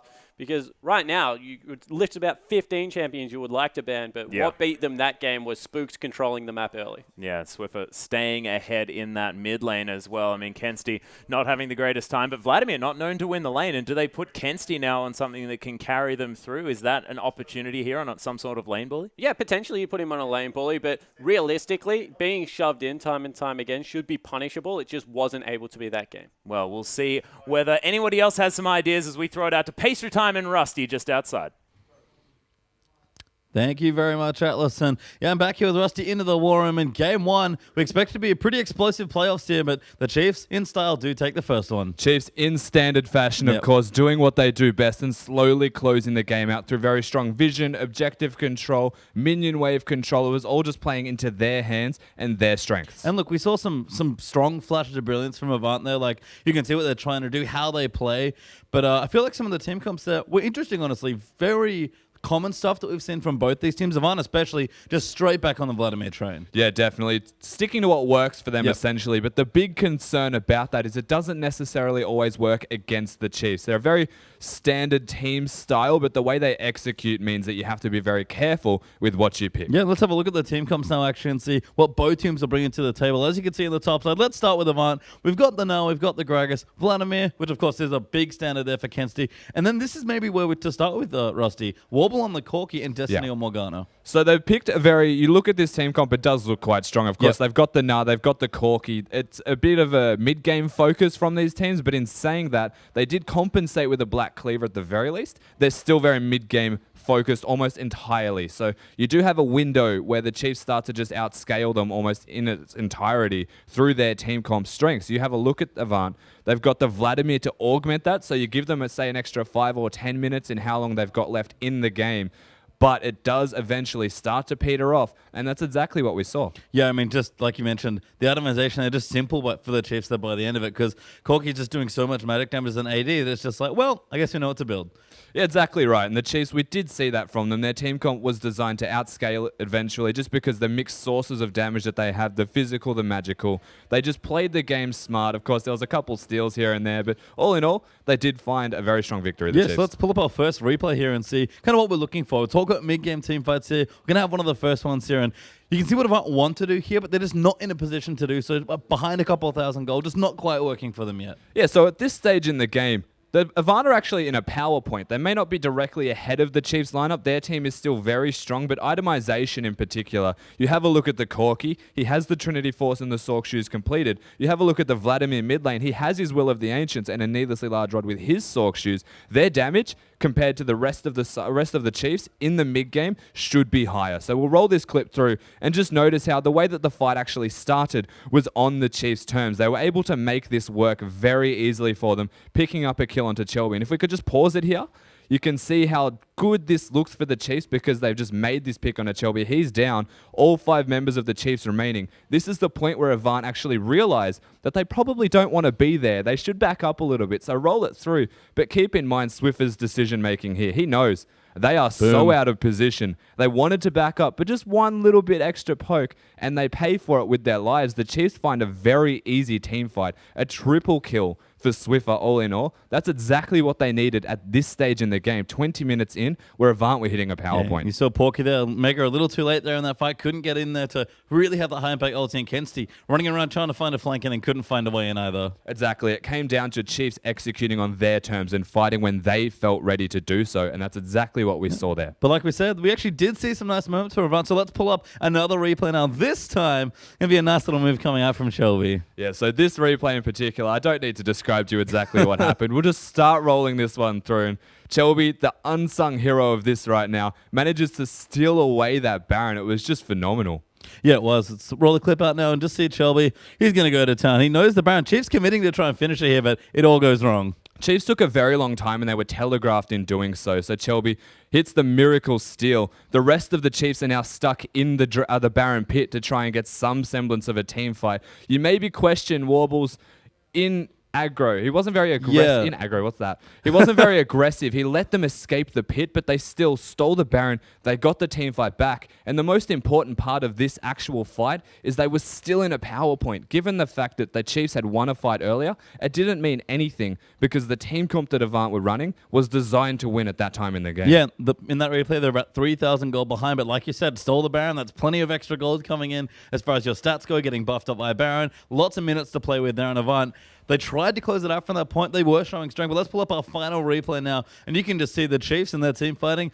Even though we're not that late into the game, 30 minutes in, they start to take over. Yeah, they stole the Baron. They got 2 towers from all of that, but they were still behind in gold. And we looked at this at the very beginning. We looked at these team comps. Chiefs were going to outscale them. So just roll this one through and keep in the back of your mind the way that Swiffer actually plays the zone here. Porky's starting in Mega Gnar this time, doing work, and they actually start to look like they have a decent team fight. But if we can just pause it here as well, you can see Swiffer. You can He's just hiding. see a Sand Soldier down there. This is where he starts to flank. All the Chiefs had to do was stay alive during that engage. They kited back, and they were working in a very small area, a very linear area for them to outplay the Avant side. So just continue this one through.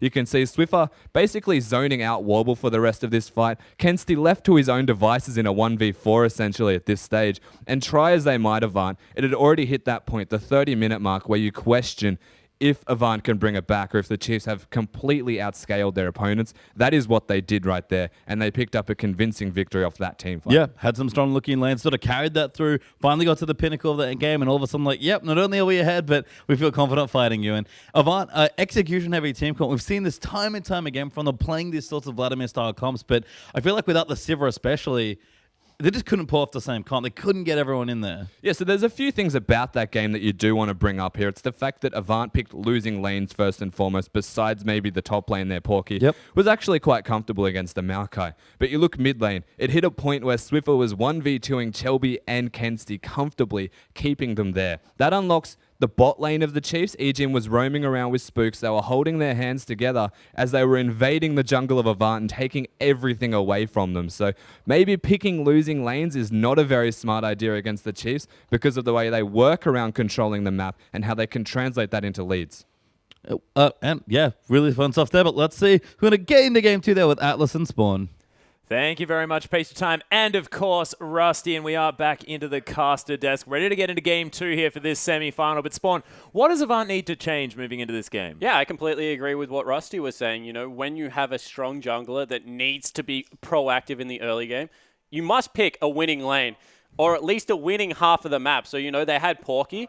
You need to supplement that with a mid lane. Or if you're giving Porky a losing lane, supplement it with a mid and a bottom lane that are going to be able to win. Shove out so that you give an area for Chelby to be able to play Chelby-style League of Legends. That game, they had a winning top lane, but because of the pressure that was being generated mid, because of the pressure that was being generated bottom, you could see what Chelby wanted to do. He took the second blue buff. He wanted to kill Spooks at level 6, but Kensti was just getting punished. Yeah, it wasn't anything that they could do there. And is an opportunity here for sort of Kensti to pick a winning matchup in the mid lane? Or is it just the fact that Swiffer outplayed it and that matchup shouldn't have gone that way? Well, Azir really is a lane bully. He's able to shove up really efficiently. He has like no mana cost on his W, so you just spawn soldiers, AoE down the creeps. Vladimir isn't good in the early game regardless, so I think they need to do one of two things. They either pick like a ridiculously gank-heavy jungler like Elise Sin and just gank the lanes repetitively if they ever overextend, or you just pick CC and then you fight the 2v2 because there they could have prioritized the fight a little bit more, given up a little bit of the CS and still come out ahead because of this level advantage that had gone across to Chelby because he farmed, went AoE smite, Chilling Smite came out of Spooks a lot more efficiently early games than what Spooks could on Rek'Sai. Well, of course, the sides are going to change now as well. Of course, Swiffer and the crew going to be over on the blue side as AV are going to be picking up the red. Does that change things here? What are going to be the differences in priorities as far as these picks are concerned? I don't think Warble will play Corki again. I think it's as simple as that. Put him back on the Sivir, get him on a comfort pick, make sure that he can facilitate the engages. You saw that they were a little bit disjointed. Porky going in early or Porky not being in Mega Gnar, not being able to get towards the back line. Warble has that Sivir down there in the bottom lane. Can just shove out for the team, neutralize Radiant by just playing the minion wave. When you play against Sivir, you don't play against a champion. You play against 6 creeps that march down the lane every 45 seconds. So just continue continue to shove in that wave, give him a comfort pick, and allow your top half of the map to do what they do best, and that's team up as a threesome and really get in other teams' faces. Yeah, we'll see whether the Chiefs, whether they're going to ban away that Sivir one more time as we hop into Champion Select here. And Twisted Fate going to be banned away from the Chiefs. Not going to see that out of Kensti, and Azir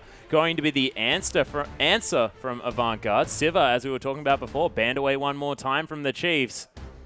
And Avant, Kalista, of course, not going to let Radiant have that champion, and we'll see how things deviate from our bans last time round. Rai's going to be banned on the blue side here. Swiper not looking to pick that one up, nor is Swiffer.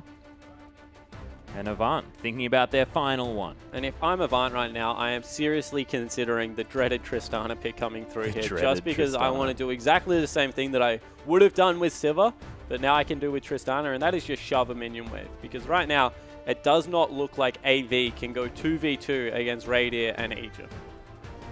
Well, that was demonstrated in the last game, most definitely. Alistair is going to be the final ban for Avant, as the Chiefs now looking at their first pick. And what stands out to you, Spawn? Do you think the Rek'Sai is worth first picking here for the Chiefs? Definitely can. Doesn't give much away. Braum was a very good pickup last game. Very good point. Ejim is so comfortable on that champion and plays the laning phase for a melee champion really well, able to tag people with that Winter's Bite. So wouldn't be surprised if they didn't give anything away and just pick up a very neutral, tanky member for their team to be able to get it done. Well, Gragas is what's being considered here by the Chiefs, wanting to get Shelby off that champion. See whether that is going to be the last option here, as the Chiefs still have 14 seconds to play with. Swiper looking like he's pretty determined in the pick. Some nods from the top laner there of the Chiefs, and they lock it in. So going to be probably swapping junglers here. Wouldn't be surprised if Shelby gets back on his most played. Yeah. And goes back with a Rek'Sai. See if he can get the vision game going in the early game, using that Tremor Sense to invade. Well, AV now with the 2 picks available. Victor wasn't looked at all last time around. And do you think that's sort of a sign of the patch, Spawn, or they just decided not to play that one here, as Porky now going towards the Maokai and Shelby looking at the Braum? This would be smart. Yeah, so picking away a comfort pick also denies what is left of the Ezreal AP mid lane, although it has been touched up this patch to not really be as potent as it was before. Yeah, we have seen that Ezreal being played with sort of Rabadon's Burst anyway instead of the Luden's Echo, so with the buff to the Runeglaive, still a decent pick away, but you're right. Definitely still relevant, it's just doesn't get the same poke value out of the Ludens. When you look at how strong AP Kog'Maw is on current patch with the Ludens and the Rylai's change and the fact that he's just got such a smooth itemization, there's not really much point to pick an Ezreal over a Kog'Maw right now, you feel? Yeah, to do the same thing. Apart from the fact that Ezreal's so much more maneuverable on the Rift, but we'll see. Hey, you get to take Ghost with Kog'Maw, just as maneuverable. That's a good point. Ezreal has to take Smite. Well, if you take, the Poacher's Knife version of the thing, you also get a mini Ghost if you smite one of their camps. See? Did my homework.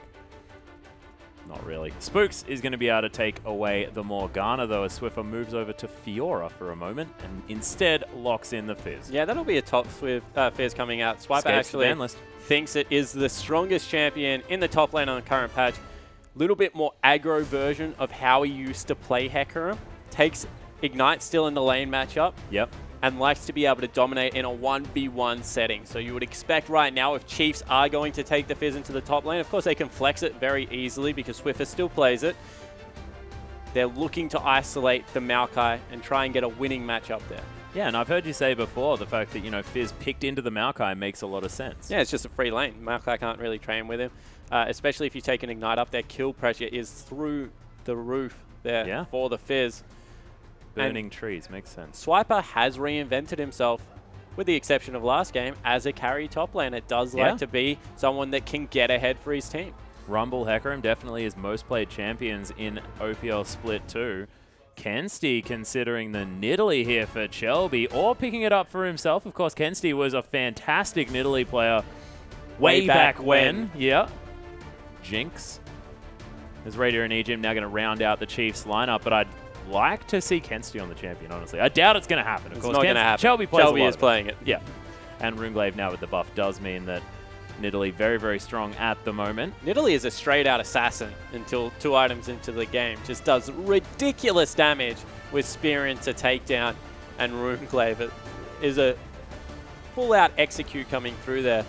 And probably the sole reason that we won't see much Nuno on the patch, because you invade a Nidalee and you die.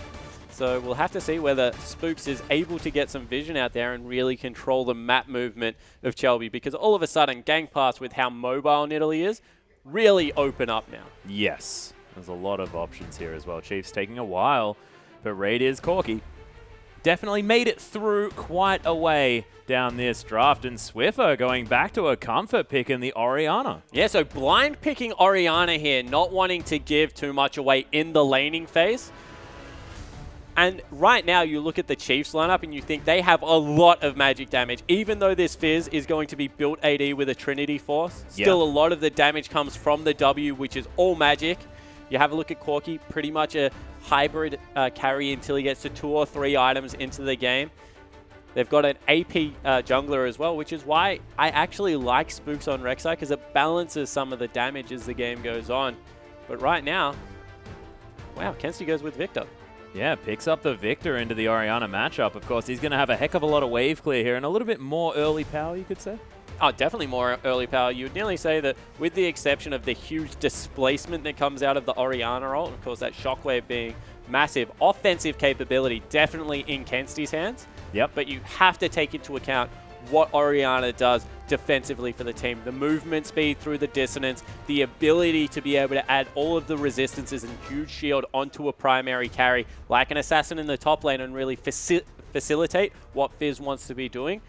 It's not the all-out aggressive pick coming out of Swiffer, but time and time again, he's shown he doesn't need to play aggressive mid lane assassins to get the job done. Yeah, it's true. And of course, Orianna, once you have a few items there, does despicable damage.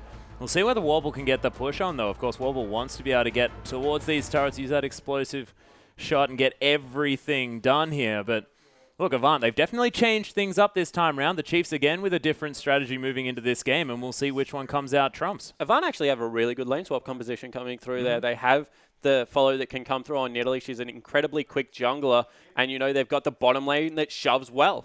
Well, we'll see how it works. But ladies and gentlemen, we want to hear from you. Use that hashtag CHFWin if you think that the Chiefs are going to be able to make it to 2-0 in this semi-final, or use the hashtag AVWin if you think that Avant Garde are going to be able to find their first victory in this semi-final match and really push it to the Chiefs. Yeah, and once again, the change-up has come through from Avant. They have a much different lineup coming into this game. Yeah. So the pressure is on these guys on your screen, the favorites, to be able to take it.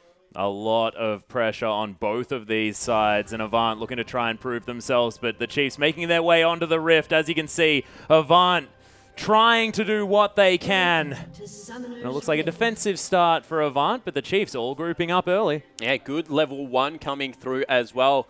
They have the Orianna ball to scout some brushes, as well as the bind that can come through from Morgana. But some good wards and saplings going to catch him out. Yep, value. So much value on that sapling. He started the AP item. Would have got like 15 gold. I want to know the nursery that he bought that tree from. A lot of worth there. As actually, Porky is going to be heading back to base here by the looks of things, and everyone seems to be swapping positions. So a lot of lane swap boards to go down from AV. So this is so cute out of Warble. He knows that all the vision is deep.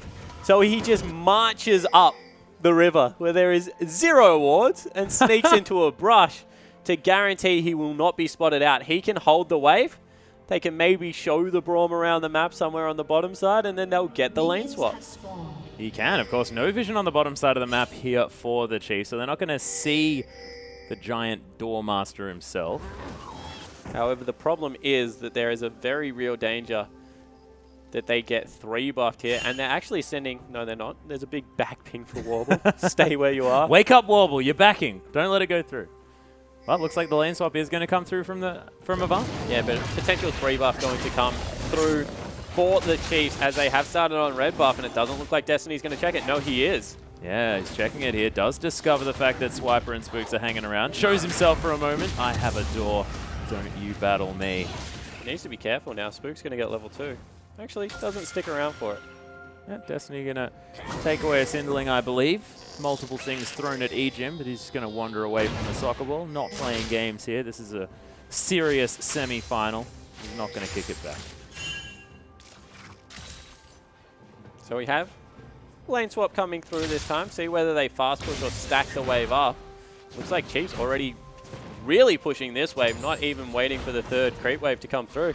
It's going to start crashing into the turret pretty early. Yeah, shoving it in aggressively, of course. Warble is going to do that anyway, has leveled up that explosive shot, so he has no choice. He's going to be exploding minions if he's going to be last hitting them, So generally as a Tristana, you don't want to level explosive shot on the first wave. You want to hold it off, get a point in W and Q, shove it just through attack speed alone, because otherwise you struggle to bounce the wave back into your top laner's favor, and it really can affect the positioning, being able to get your top laner some farm. If that gets frozen deep, as well, the Chiefs actually going for a swap back.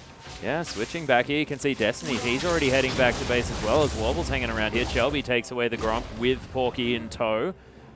Did mean that they were able to grab a couple of blue buffs by the looks of things. No, actually not. So I believe that was the 3 buff from the Chiefs. Yeah, 3 buffs came through from Chiefs. Able to swap back onto the correct side of the map as well. And you can see that Spooks gets the level advantage. And was that just poor jungle movement from Avant? Because I would have expected a bit of vertical jungling here. No, because the duo lane was on the bottom for Chiefs. So if Avant walk into that jungle and they don't swap back, they just outright die from the collapse coming through there. So they had to give it up as soon as it was there. Oh, Destiny poor tried to steal it away. The fat man is just too wide. Even when you have a gigantic door dissonance with a lot of damage there under Kensti, Clockwork wind up doing some work there as well from the auto attacks of Swiffer. Death Ray answering back here, and a lot of aggression in this lane. Swiffer with aggressive ball position. Yeah, and Kensti this time trying to match it, but he has double mobility summoners coming through here. So Yeah. is not going to be able to go toe-to-toe with the Ignite that will come out of Swiffer and maybe play a little bit more safe. Yeah, and what do you think about the Ignite pickup here from the Orianna in the mid lane? We see a lot of defensive options. Yeah, I actually like it. I think that Swiffer's at his best when he's playing aggressive League of Legends, so I do not blame him for taking an aggressive summoner spell into a lane matchup that he's confident to win. Well, AV sending Shelby here into this bottom lane. Actually takes turret aggro a little bit unfortunately there as the Dark Binding somehow finds Warble. That was really cute out of Ejim. He stunned Warble up knowing the explosive charge was going to go off. Stayed in range to get minion, the aggro off the turret, and Warble had to take the free turret shot. Next level spawn. Well, Warble actually finding his way in here as well with a rocket jump. Ejim, nice use of that black shield. He's going to keep him alive and unstunned. The push continues here on the bottom side of the map. Kensti going down low. Spooks just a bit of a drive-by there, heads towards the Raptor camp. Shelby just can't help taking turret shots. And it looks like they've successfully defended this turret while still getting some CS onto their top laner. And because Warble's continually pushing incredibly hard and Shelby was in the lane, Spooks and Radier have got huge minion advantage. I just realized why Shelby was taking so much turret aggro as well, was the fact that Ejim would just throw a cheeky auto attack, get the Gromp passive, take damage, and then cause the tower to... Okay, Ejim's just blowing my mind at the moment with his cute little tactics. Barrel not going to really zone Porky away. Actually, he's going to teleport back to base. Looks like there's a bit of a problem here towards the top side. Radier. Once the second ring will teleport back up. You have to feel when that one comes through. Yep, has teleported in there. Of course, Shelby up in the top side of the map. He's able to grab some more farm as well after his excursion towards the bottom side. Not the best excursion. No. Oh, Porky just missed a heck of a lot of CS. Nailed those last two though, that's the main thing. Only 3 behind that of Swiper. He hasn't actually been back just yet, still has that teleport available. Dark Binding finds the minion, must have wronged Ejim in a past life. Warble and Destiny continue the shove. They are shoving so aggressively. It's understandable with the Tristana. They're at least able to this time around. Lots of explosive damage here as stand behind me onto Destiny, but Dark Binding is there. There's the flash away. Turret shot lands. First blood to Swiper as he locks it down. Yeah, Ejim looking for it. Oh, the flash away. Ejim, will this be enough damage? It's only one auto attack and it's not going to kill him. Ejim survives. Warble played that really strange. He thought the jungler was down there. He must have, because he ran away from 2 members on flashing health bars. Should have been able to pick up the return kill, but doesn't get it. Now Radio's just going to Valk on him. Yeah, Valkyrie is available. Big one hits Warble in the back. Definitely frightens him enough here to get out of that one. Hex score upgrade completed for Kensti as he makes his way back into lane. 54 to 54 CS there in the mid as well. So definitely a lot more even than it was last time around as far as this Victor matchup is concerned into the Orianna. Both of these champions pretty happy to make it to the late game though. And Farm Fest, understandable to us. So let's take another look at this. Ejim gets a very good stun onto Destiny. Creep Wave dives and he takes a turret shot coming through there. And Swiper picks up the kill. Right here, however, Warble just needs to pull the trigger and jump on Ejim. Instead, he backs away. Probably could have even flashed for the auto attack, got the reset, and then just jumped back out. Yeah, he just needed one more auto attack on that explosive shot as well. Would have been able to pick himself up that kill in response. As you can see, in the meantime, Kensti's fallen down. Yeah, so Kensti, he dies in the mid lane. Looks like it was a gank coming through from Spooks because he has the assist money. They're going to be able to pick up the first dragon. Yeah, first dragon goes down to the Chiefs. No tormented soil available for the steal this time around. We are momentarily having a look at some things. Swiper is up towards the top side of the map. AV able to get the shove on the top side though. Turret in the bottom lane is relatively low here for Avant. They gave up on it, said that we want to take the top lane out of turret. Primal Surge is there from Shelby to give Warble some extra attack speed. It's going to help him out. So they do grab the first turret. You know, they've got a huge advantage on the bottom turret as well if they ever swap back into that lane. But it looks like they might continue the push here in Swiper's lane. No, going to back away. It looks like Swiper's just pretty happy to hold the wave, get himself some much needed farm. Warble says, nope, I'm shoving this into the turret whether you like it or not, buddy. Needs to be careful though. Serious 1v1 potential. As we take a look at that mid lane gank, it was just Spooks coming in for a body slam. Yeah, needed to see it as quickly as possible. And then backwards. Yeah. Oh, it's always good. It was great. I saw every angle of that gank. I am now aware. Oh, speaking of which, AV looking for the four-man Destiny gank onto tanking the Swiffer. Yeah, turret. that's the ultimate from Destiny as well after he tanks up the turret. Breaks the ground, pretty upset with all the damage that he took, but Swiffer just going to casually wander away. And something we haven't touched on very much coming through here in this matchup is the Chiefs knock down the bottom lane turret. Is the LAN experience on this team. You know, the Chiefs, we've seen them in the previous iteration with Rosie involved in multiple LAN events. Ejim no stranger either, formerly of Legacy. But the bottom lane for AV, top lane very experienced on LAN. Warble and Destiny, both relatively new players to the scene, so playing in a live game definitely would be affecting them somewhat. And maybe out of Destiny right now, we're just seeing the beginning of the jitters coming through. Yeah, might have a bit of jitters. But we'll see, of course. Definitely going to be at least one more game after this, so AV could go for the gauntlet run afterwards. Oh, this game is actually owned. Yeah, there's the Chaos Storm as well as Spooks. Oh, getting the flash out of Kensti there. I was in fact expecting the explosive cask as well. Made sense. Hangs onto it. Destiny's made his way around as well. Winter's Bite gets the stun. Kensti locks down the kill. AV with their first of the game. And they're going to be able to knock down the bottom lane turret at the same time, so maybe even regain some of that gold lead as Ejim poked off the mid lane turret, and now Destiny coming for another dive. Yeah, Chelby's here as well. You can see Braun making his way in with his door at the ready. Of course, it is a chair. Once again, Unbreakable is going to stop the damage as Tormented Sword is going to come in, not going to get rid of the creep wave, and outer turret falls, outer turret in the bottom lane as well. All three outer turrets secured for Avant. They finally have an early game advantage. Using this Tristana well as Swiper hunting down Warble, but he just hops over a wall. Yep. I don't think you can Urchin Strike through a Krug to get over there as well. You definitely can Playful Trickster though, so my bad. If Swiper wanted to follow, that's all. Confused about that. Does it work a little bit like the Yasuo's E? Oh, it definitely does. I would be get over surprised that if wall. you cannot get over that wall. Okay. Interesting. Never actually tried it myself. Neither have I. Give it a crack after this. Yeah, we'll report back, ladies and gentlemen. Stay tuned. Yeah. Oh, goodness. Nice. Yeah, nice use of the Winter's Bite there with the Relic Shield in order to lock down some extra farm. Swiffer hanging out here in the mid lane, just going to clear this one up. Radier lets him have it as well. Kind AD carry with a whole heap of farm.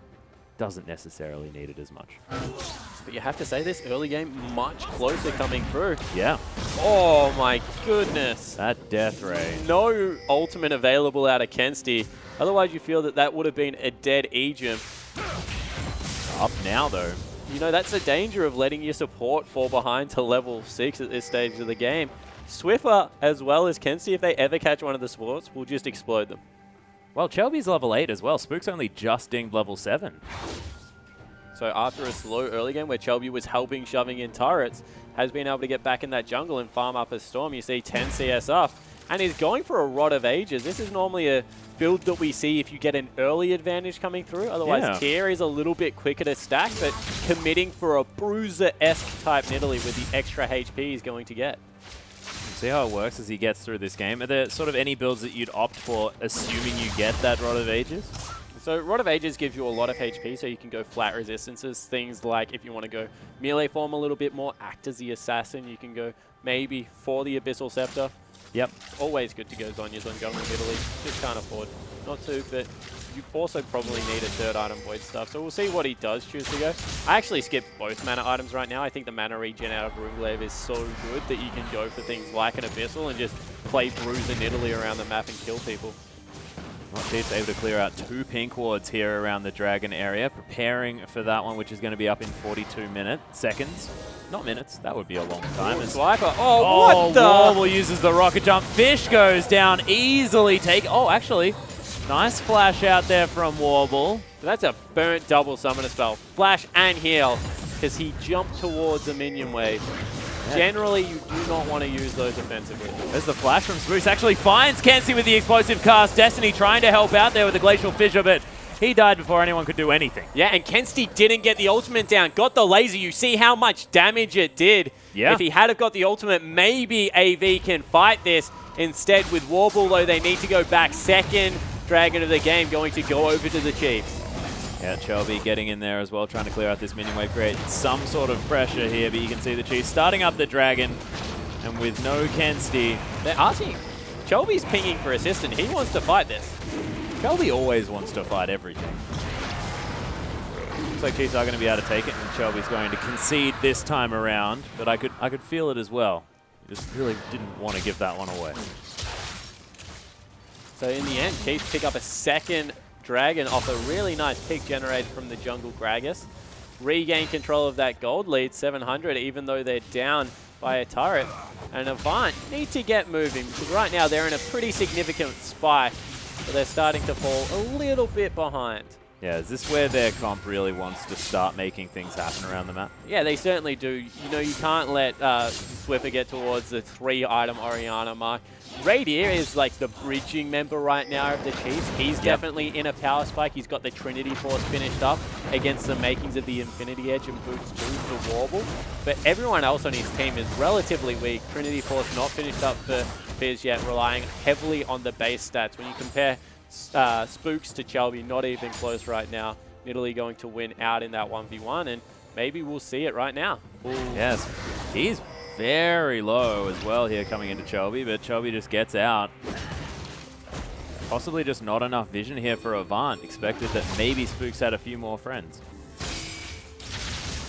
Or maybe just not wanting to push their luck at the moment. I'm not sure. Yeah, playing a much slower game this time around and just trying to extend it. Of course, only 16 minutes in so far, and it's actually Zerka Greaves that comes out of Radio, recognizing the magic damage stack. We might see more of an AD Corki coming through. Does look like that for now, and is there sort of a better build to go for if you're playing this sort of more AD focused Corki with the auto attacks? Do you go Blade of the Ruined King more often with the Zerkas? Yeah, I still go Blade of the Ruined King. I think it's really good coming through there. Gives you a lot of 1v1 dueling potential as they knock down mid-turret. Shockwave. Yeah, Shockwave onto 3 members here. Fish comes down onto Kensi as well, takes it away towards the backside. Nice playful tricks to dodge the spear from Swiper as Porky teleports in. Does have the Vengeful Maelstrom. That outer turret's going to fall.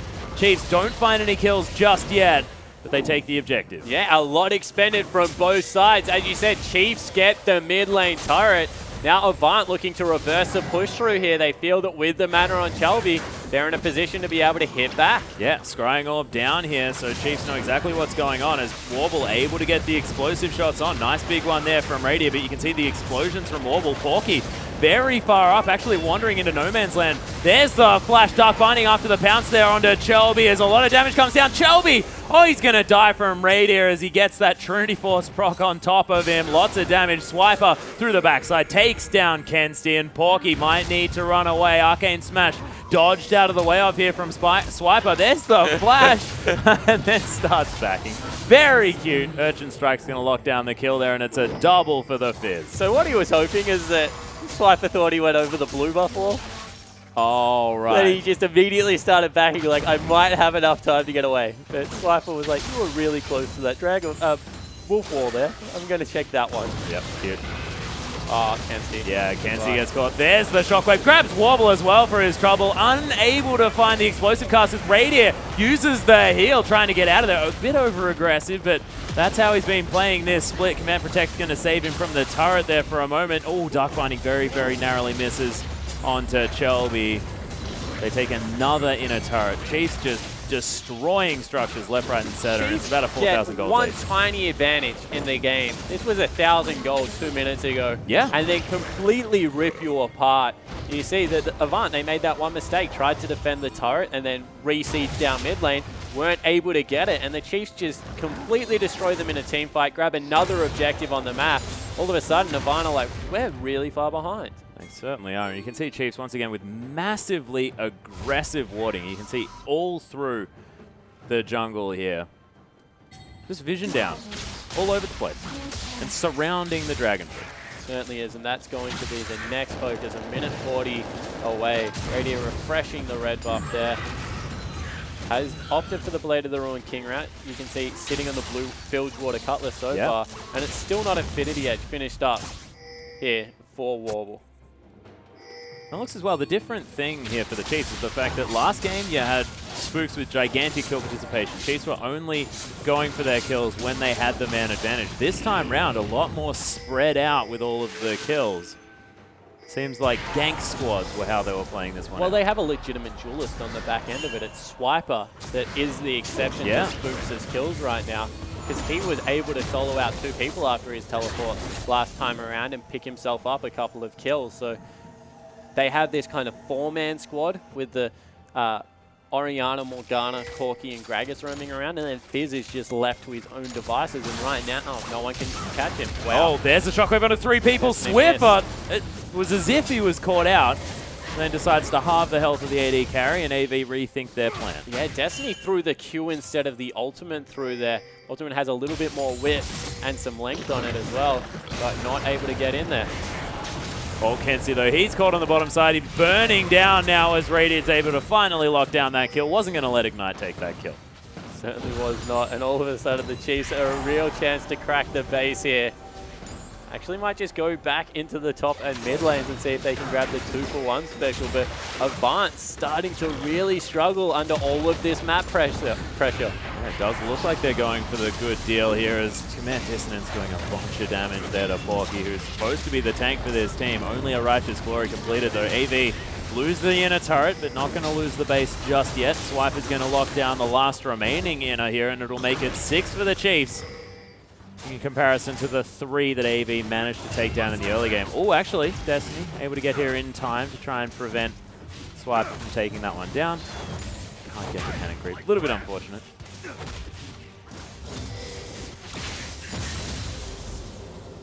Yeah. The Chiefs just know exactly how to play this map right now. They take out the outers, rotate back towards Dragon, make sure they're suffocating Avant off every part of the map that they can. Take the maximum every time. Good back timing's coming through here, and going to be able to continue to pressure probably around the Baron area next time around. 3 dragons to 0 now as well, so the Chiefs continuing their trend of monstrous dragon control. Has been how they've been playing all split long. Looks like Swiper also going for a Blade of the Ruined King as his second item. Going for Duelist Fizz, wanted to kill everyone on the map. Just means he always wants to be late to the team fight.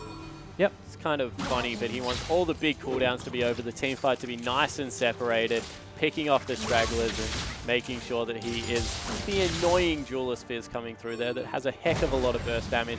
Also means that in the split pushing scenario, Porky can't go anywhere near him because there's 2 levels and 2 huge offensive items about to be finished off. Yeah, and Chiefs now able to clear out this Baron area as well. You can see Winter's Bite from Destiny not doing a whole lot to deter Spooks from clearing this ward. And Shelby, with that Rod of Ages stacking, only at 3 at the moment. Probably going to have that capped out at about 29 minutes. A little bit late. Of course, we'll be looking for that spike in damage. Now with the Rod of Ages giving you a little bit more AP, it is probably going to be a little bit more worth it than it otherwise was to grab it a little bit late. And Chiefs just controlling the jungle. You see now walking in. Oh, Wobble's caught. Oh, wanders around Spooks, avoids the knock-up.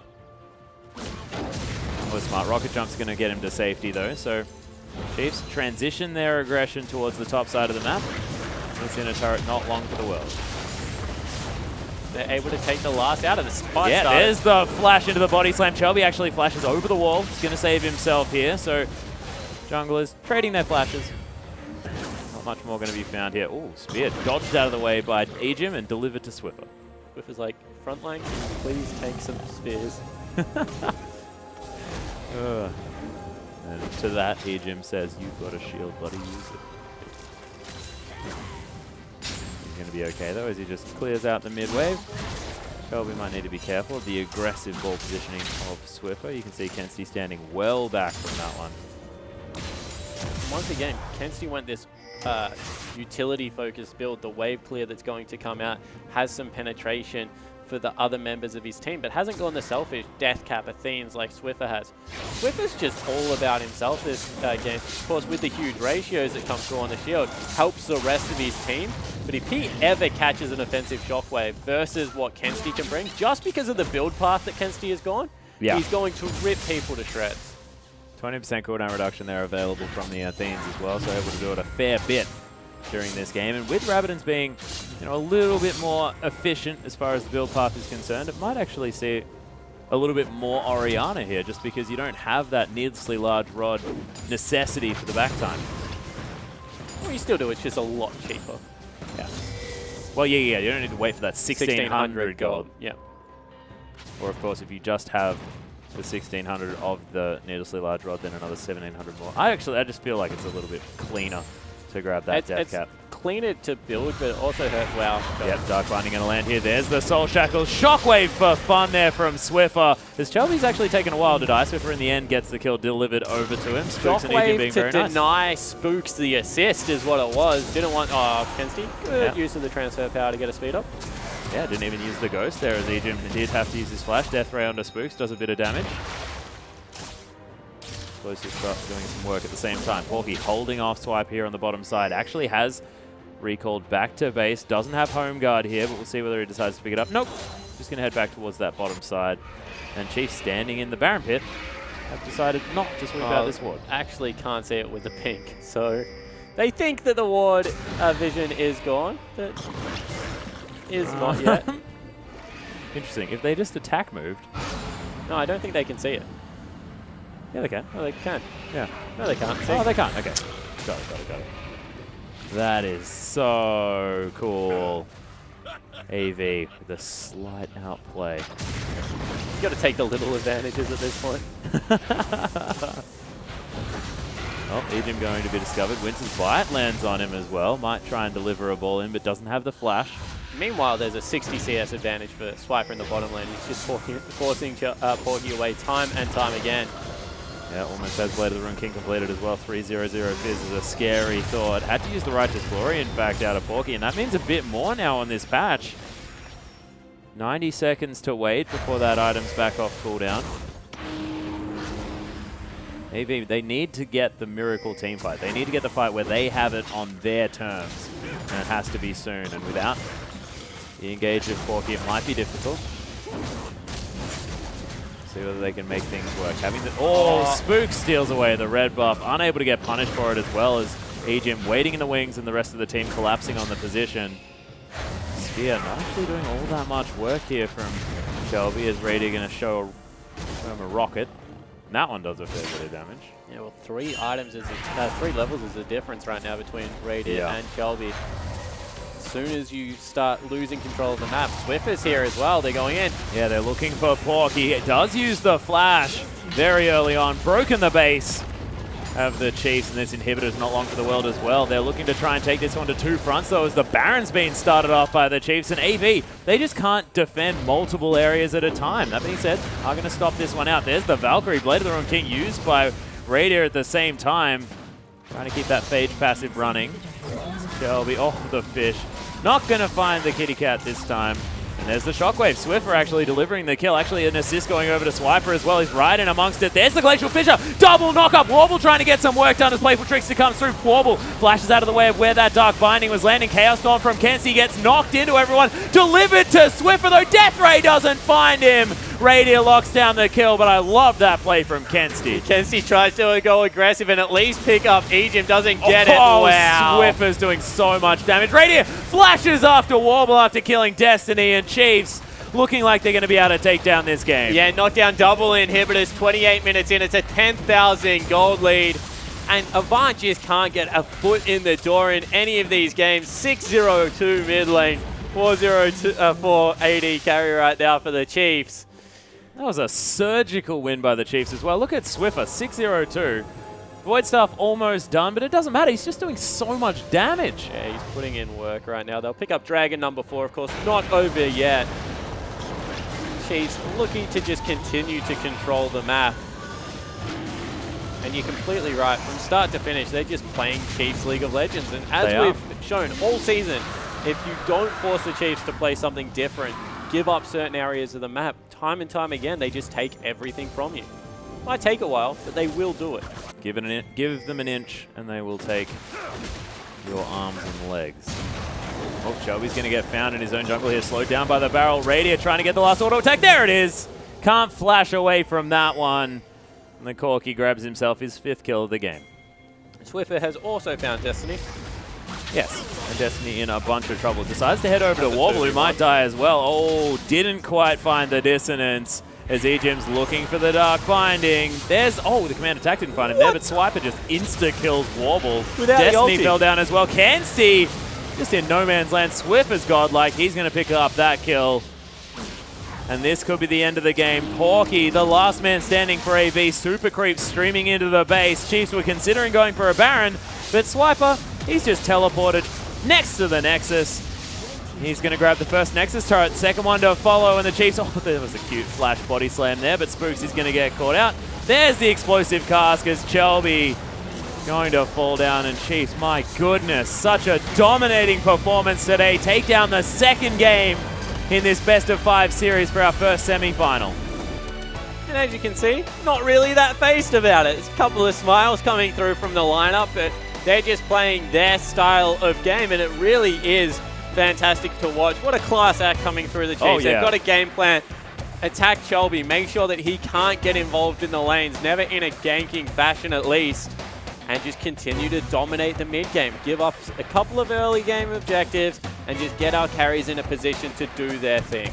Yeah, and it's not like Avant have necessarily played it awfully in the early game as well. It's the fact that the Chiefs' strategic play around the map has just been beautiful. They've immaculately controlled everything that's been going on. And you spoke about the fact that AV need to mix things up and make sure that the Chiefs get hit by a curveball. Is it time to really change how you play? Yeah, they go in the cellar, get some Gouda out, see if you can serve it up on the platter. Maybe because it's game 3 and they're down 2-0. They need to come up with something, Atlas. And, you know, you look at the back end of that game, it was just Avant. They got the picks that they wanted to.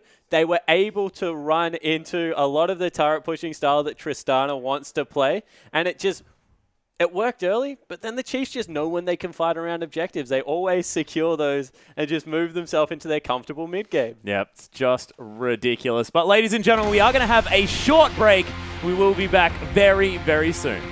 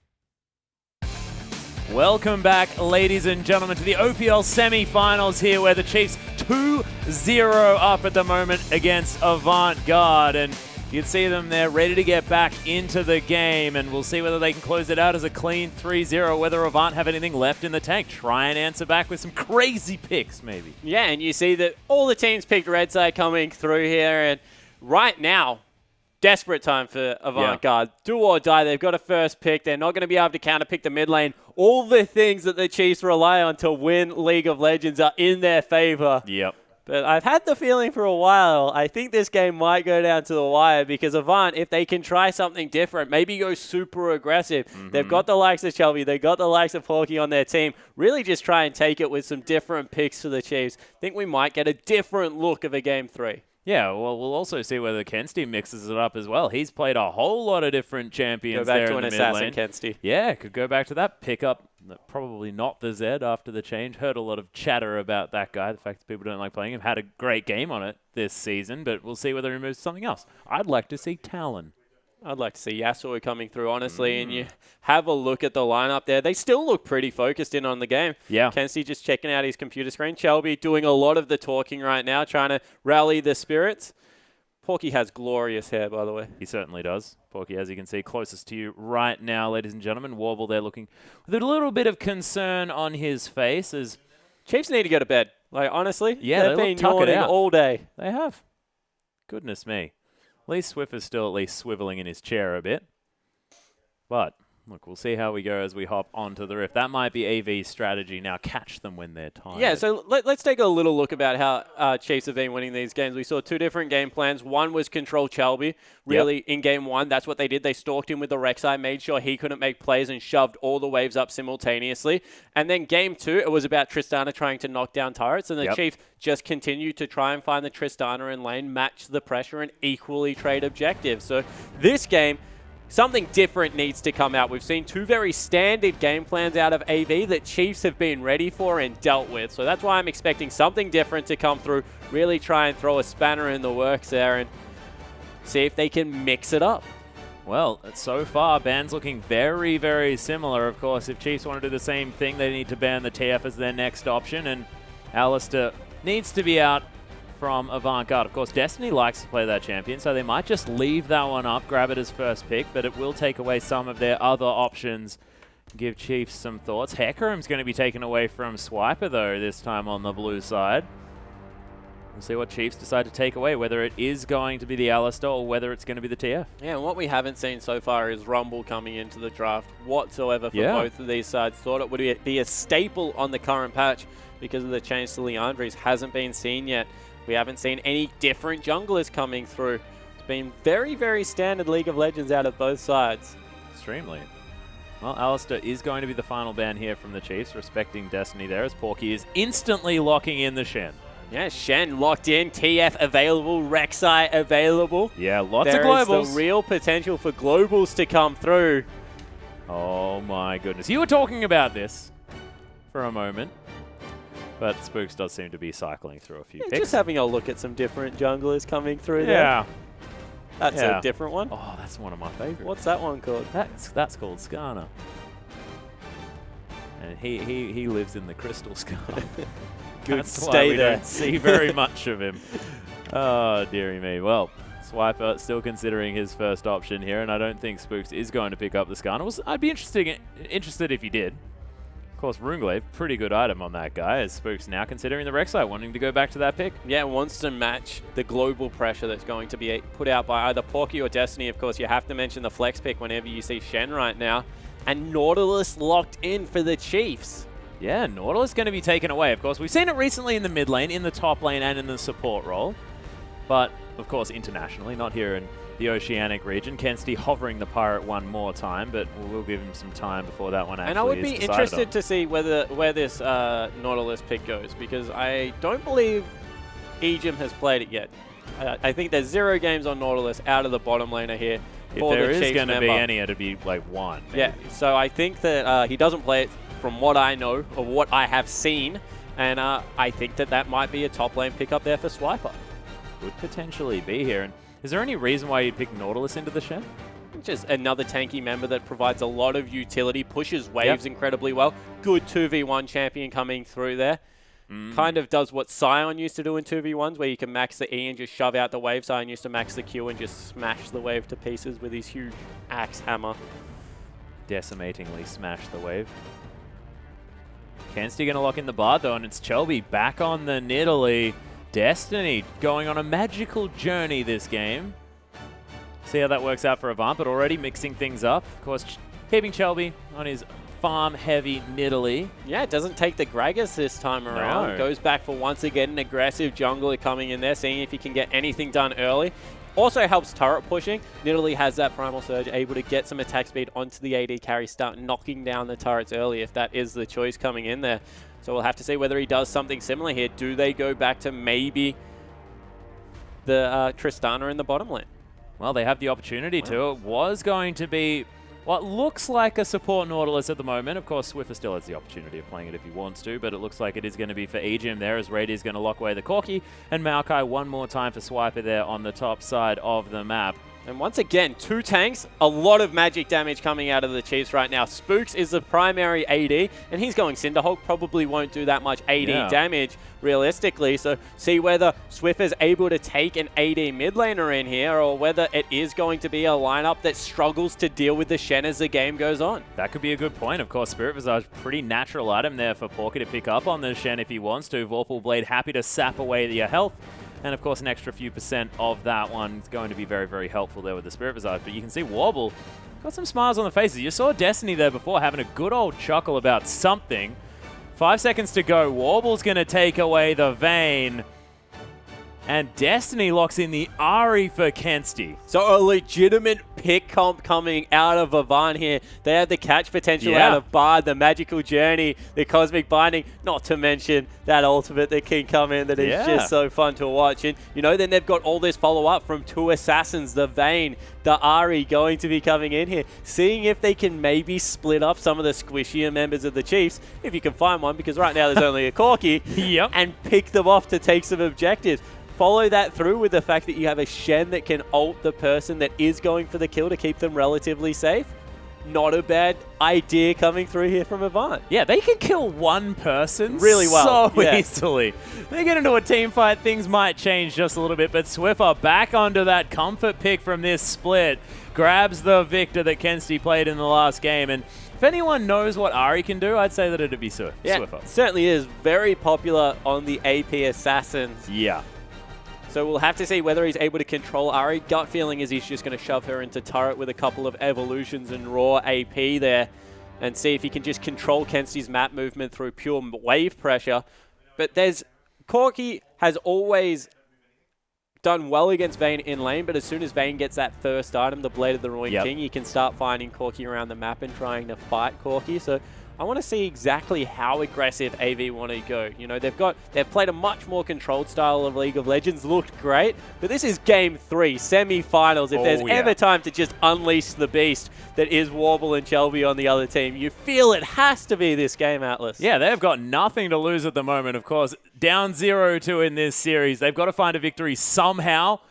Try anything. Get anything going. And Warble, if we look at his raw statistics, maybe not necessarily his damage done on the Vayne, but I don't think he's died, and I think he's picked up some ludicrous amount of kills on that champion, and they've grabbed a couple of victories. So look, if you guys believe, hop onto Twitter, use that hashtag AVWin, or if you think the Chiefs are going to be able to take this series 3-0, use hashtag CHFWin to create what looks like a monster in our grand final. Yeah, the Chiefs train, the juggernaut has been rolling all split long. There's something like 24 wins straight heading into now what will be maybe their last game before the OPL finals. Or can AV put a stop to it? Well, we'll see whether they can using this crazy comp. We're going to pick out one person, we're going to destroy him and try and move on. And you can see we are onto the Rift. The third game of this first semi-final. AV versus the Chiefs. Of course, on Thursday this week, it is going to be the Direwolves taking on Legacy. Make sure you watch that game to decide who's going to be facing off against whoever wins this best-of-5 series. The Chiefs in pretty prime position at the moment, but anything can happen. Yeah, certainly can. Looking to see whether they can get the pick onto Porky. He will spot them out. Might need to level up that Shadow Dash early. Flash Dredge Line available from Ejim. But they've seen them all walk in, and all 5 members are available right now for AV.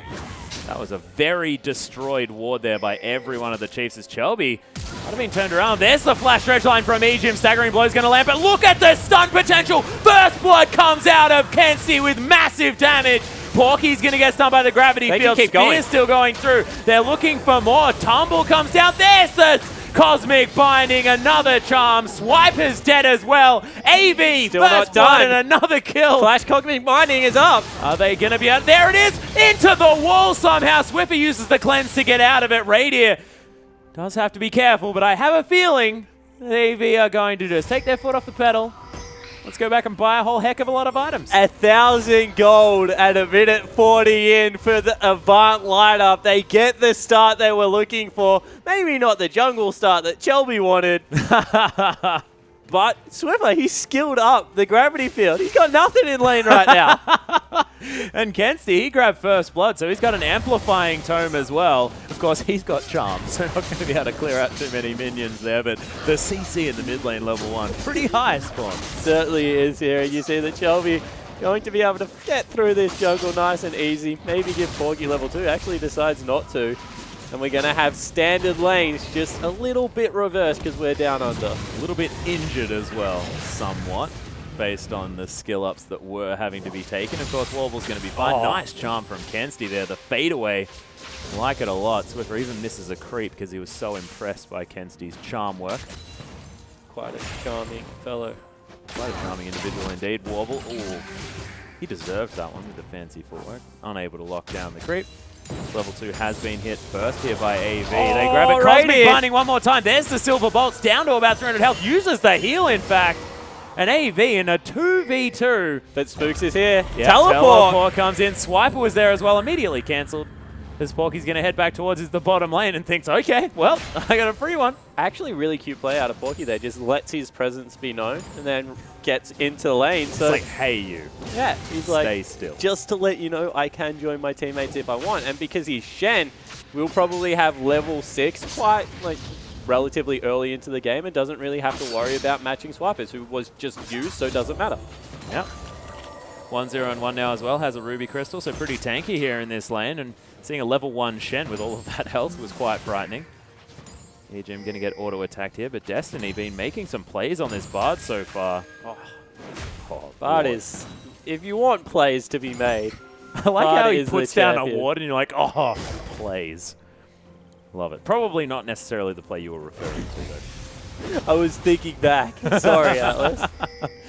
Taking a trip down memory lane. Shelby, though, may have found Spooks here. Porky's hanging around as well. He's just sacking laning phase. He doesn't want to be involved in that at all. There's the red buff proc. Oh, nice wow. spear Shelby's from still Shelby. going to go. He was looking for the pounce. Pounce takedown with the swipe might have been enough there. Yeah, certainly would have been. And all of a sudden, because of the early pressure that was picked up by Avant, you can see completely different lineup. They're able to get the invade onto the Rex side. Shelby going to pick up a 3-buff start for himself. Yeah. And Avant looking much more confident on the Rift.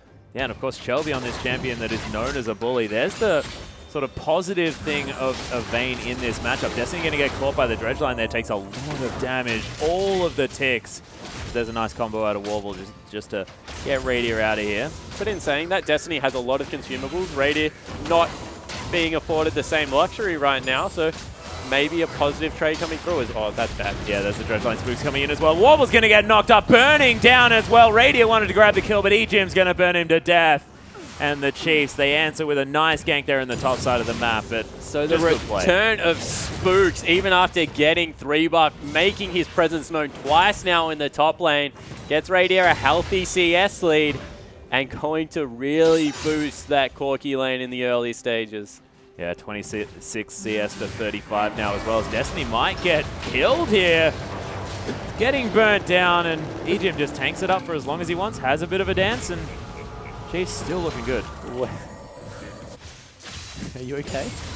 That was a very unique use of Magical Journey. I liked it. He went through the turret. He just wanted to see whether there's anything else in that turret to help him out. Unfortunately, there wasn't, but it's worth having a look. Went looking for the mechanism that shoots yeah, the bomb. exactly. That thing does a lot of damage. I'd want to look for it as well. I don't know what you're talking about. Swiper looking quirky here, but it's holding the wave off. Able to use that feint as well for the extra shield if he wants to tank up the minions. Of course, he's also just pretty tanky Shelby, looking to try and start a fight here against Swiper. Does get the Shadow Dash. Cute little maneuver there, creates as much distance as he can. Spooks making his presence known as well. Actually not. Hiding in this brush at the moment.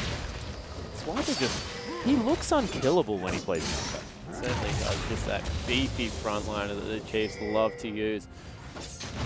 Also level 6 right now. They're going to fight here, but Swiper's a lot stronger than Porky. Yeah, there's another Shadow Dash in as Chelby. He needs to be very careful. Uses the flash to get out of the way. Swiper very, very low. There's a spear as well. Chelby wants to find the pounce, but Spook's so healthy.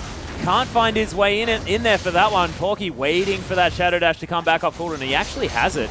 Just deciding not to use it for now. 110 health available for Chelby. Isn't a lot. So he might need to find his way out of this lane. It's going to be a stalemate for now. Yeah, it certainly is, and you have to compliment Spooks for how active he's been in this early game. Generally known for being a little bit more of a herbivore jungler and controlling the map, has definitely been very proactive in the gank pass. 3 now mid. Oh, Ejim. Kenzie completely out of mana. There's the knock up from Spooks. Chaos Storm goes down, and Spooks grabs himself his first kill of the game. Yeah, and you know, we were just mentioning it, how proactive he was being. The reason it was so important at this stage of the game, no Shen ultimate available. And all of a sudden, after the dream start for AV, Chiefs are back up in gold after a 3 successive ganks coming through. Yeah, Chiefs making things happen now that the game's settled down. It was a horrible level 1. I thought Avant might be able to find their way back into it, but is there a moment here that Avant are looking for now that they've got to this stage of the game? Spook's actually going to take away the blue buff here as Chelby's going to get dredge blind. There's the depth charge as well as Swiffer. Oh my goodness, Chelby looking for it. There's the auto attack, grabs it. It will be a 1-for-1 if he goes down, but trying to escape. Ejim locks himself down. Another kill. 2-0-2 actually. 100% And in good comes the Bard. Yeah, Cosmic Binding being looked for here. Oh. Misses the charm, but it might still be enough here as Spirit Rush is available from this Ari. Ejim super low. Spooks trying to make something work here as Destiny. Cosmic Binding one more time. Kensti, 2-1-1. Yeah, trade the kill back. Kensti going for what looks to be the assassin build here. Probably the Luden's Echo going to be the first purchase. Maybe a Rylai's Crystal Scepter coming through there. Could be a lot of things. Needlessly large rod. Quite a versatile item on this particular patch. You're exactly right. I would expect something like a Luden's Echo, of course, as well. Like the idea because they're just wanting to grab picks in that mid game. Yeah, he goes back, grabs the Aether Wisp, so that's what it is going to be. Still not sure. It could be the spooky ghosts. Does that build out a needlessly large rod now? No, he's just going to have the needlessly large rod there. Needlessly purchased rod was what I was going for, but not happening. Probably going to be a Luden's Echo. Swiper clearing out this lane here on the bottom side. Porky going to collect some minions, but does have Stand United available. Shelby, Gravity Field not going to stun him up there, but misses the spear. Does have to respect Swiffer. He's going to be able to pounce his way over this wall. That will be fine. So in the end, everyone backing away. 10 minutes in. Very close game coming through. Radiant has a huge advantage right now. You have to think that Chelby carries something similar for his team. They're going in. Yep, Shadow Dash there. Chelby lands the spear onto Swiper. Ventral Maelstrom is down, stopping a lot of the damage. Look at it coming down from Chelby. Wants to get another spear in. Red buff slows him down. Porky gets his first of the game. Spooks wants to come in, get something started, but he's on his own. It's a 2v1. Get out of there, Spooks. So in the end, they pick up the successful gank. This time it's Chelby's turn to get aggressive now that he's built his jungle item coming in there.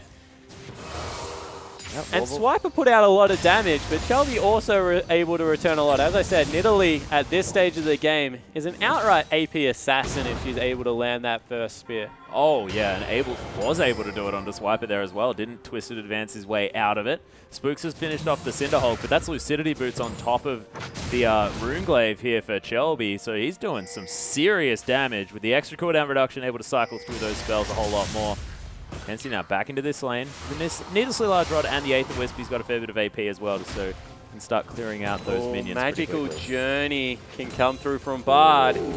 Destiny's looking for a Tempered Fate onto Ejim. The Teleport coming in. Destiny very, very low. There's the silver bolts. Ejim's going to die. Chelby locks down the kill. Radiant trying to get some work done. Flashes forward. Chelby, one last auto attack from Radiant is going to be good. Everyone else heading in. Two members of the Chiefs. Oh my goodness. Death Ray not going to find anyone here just yet, but Kensti, sorry, is going to get in here as well. Death Ray one more time. Condemn lands. Porky doesn't get the taunt flash, but Chaos storms down. Warble locks it up as the kill comes through. Nice tunnel out from Spooks is going to save him. Charm onto Radier as well is going to stop some of that damage. Porky wants to stand in front of all of these skill shots and is going to successfully do so for his team. In the end, a 2-for-1 picked up for the Avant-Garde lineup, and the Chiefs had the perfect idea, but they didn't commit to the turret dive, which meant that they were so split up across the map. Of course, they don't have a Tempered Fate and Magical Journey to help them out here. And in the end, the split-up team fight goes across to Avant. Let's take another look. What a great combo coming through here. Good. But the response was already there.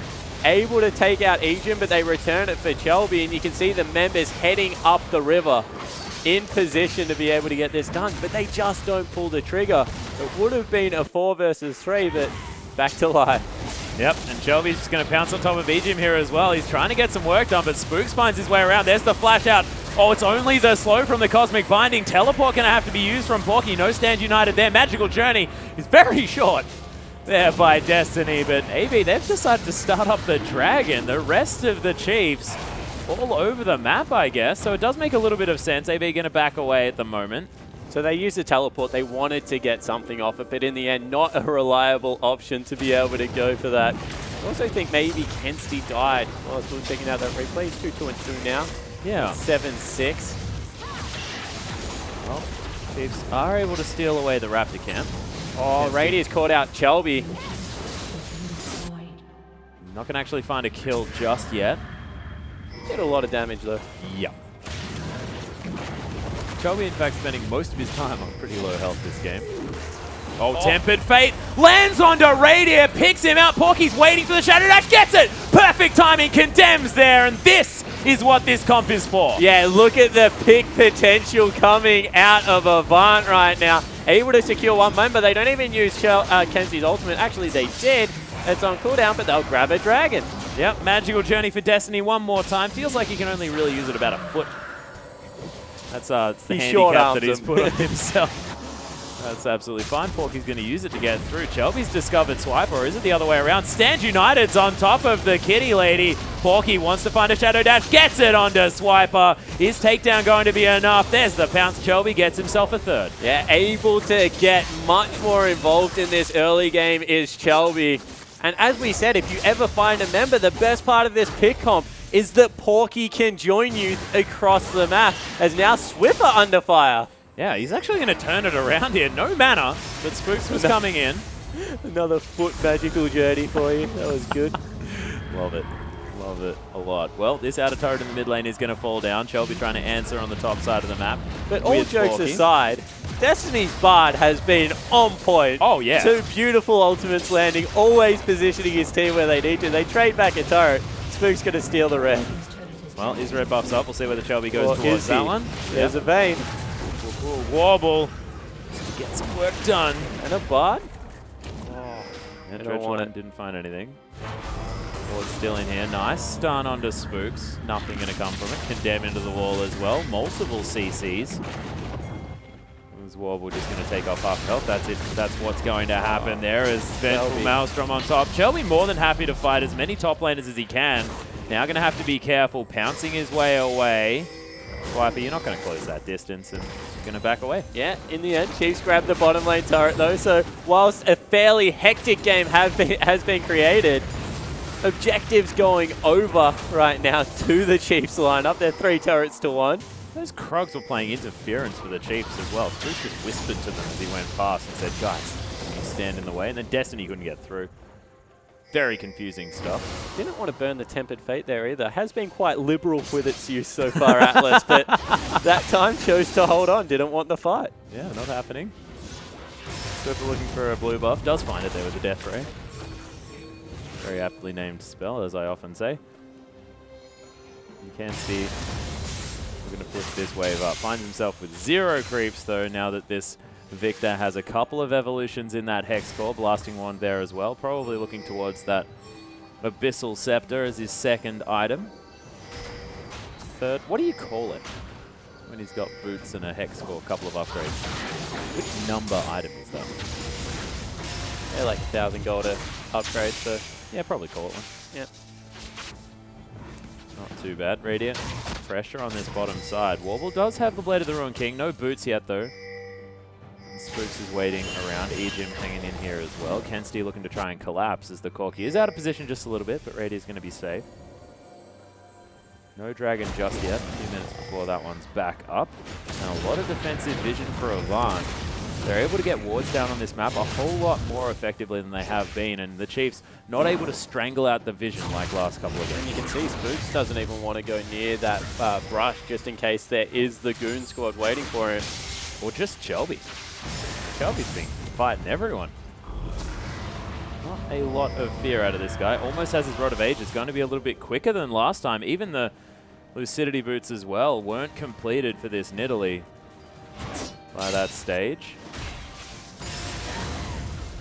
See how As this we one said, does there's it. a lot of magic damage coming through right now on the Chiefs lineups. The fact that Porky is 2-0-5 and up in CS right now, controlling the wave, is only good things for the Avant-Garde team. Yeah. The fact that he is going to be so hard to deal with. Radia's gone for the spell-weaving Porky build this time around with the magic penetration boots.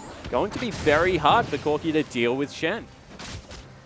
Yeah, Warble hanging out here on his own. Does have Destiny to back him up for the next little while.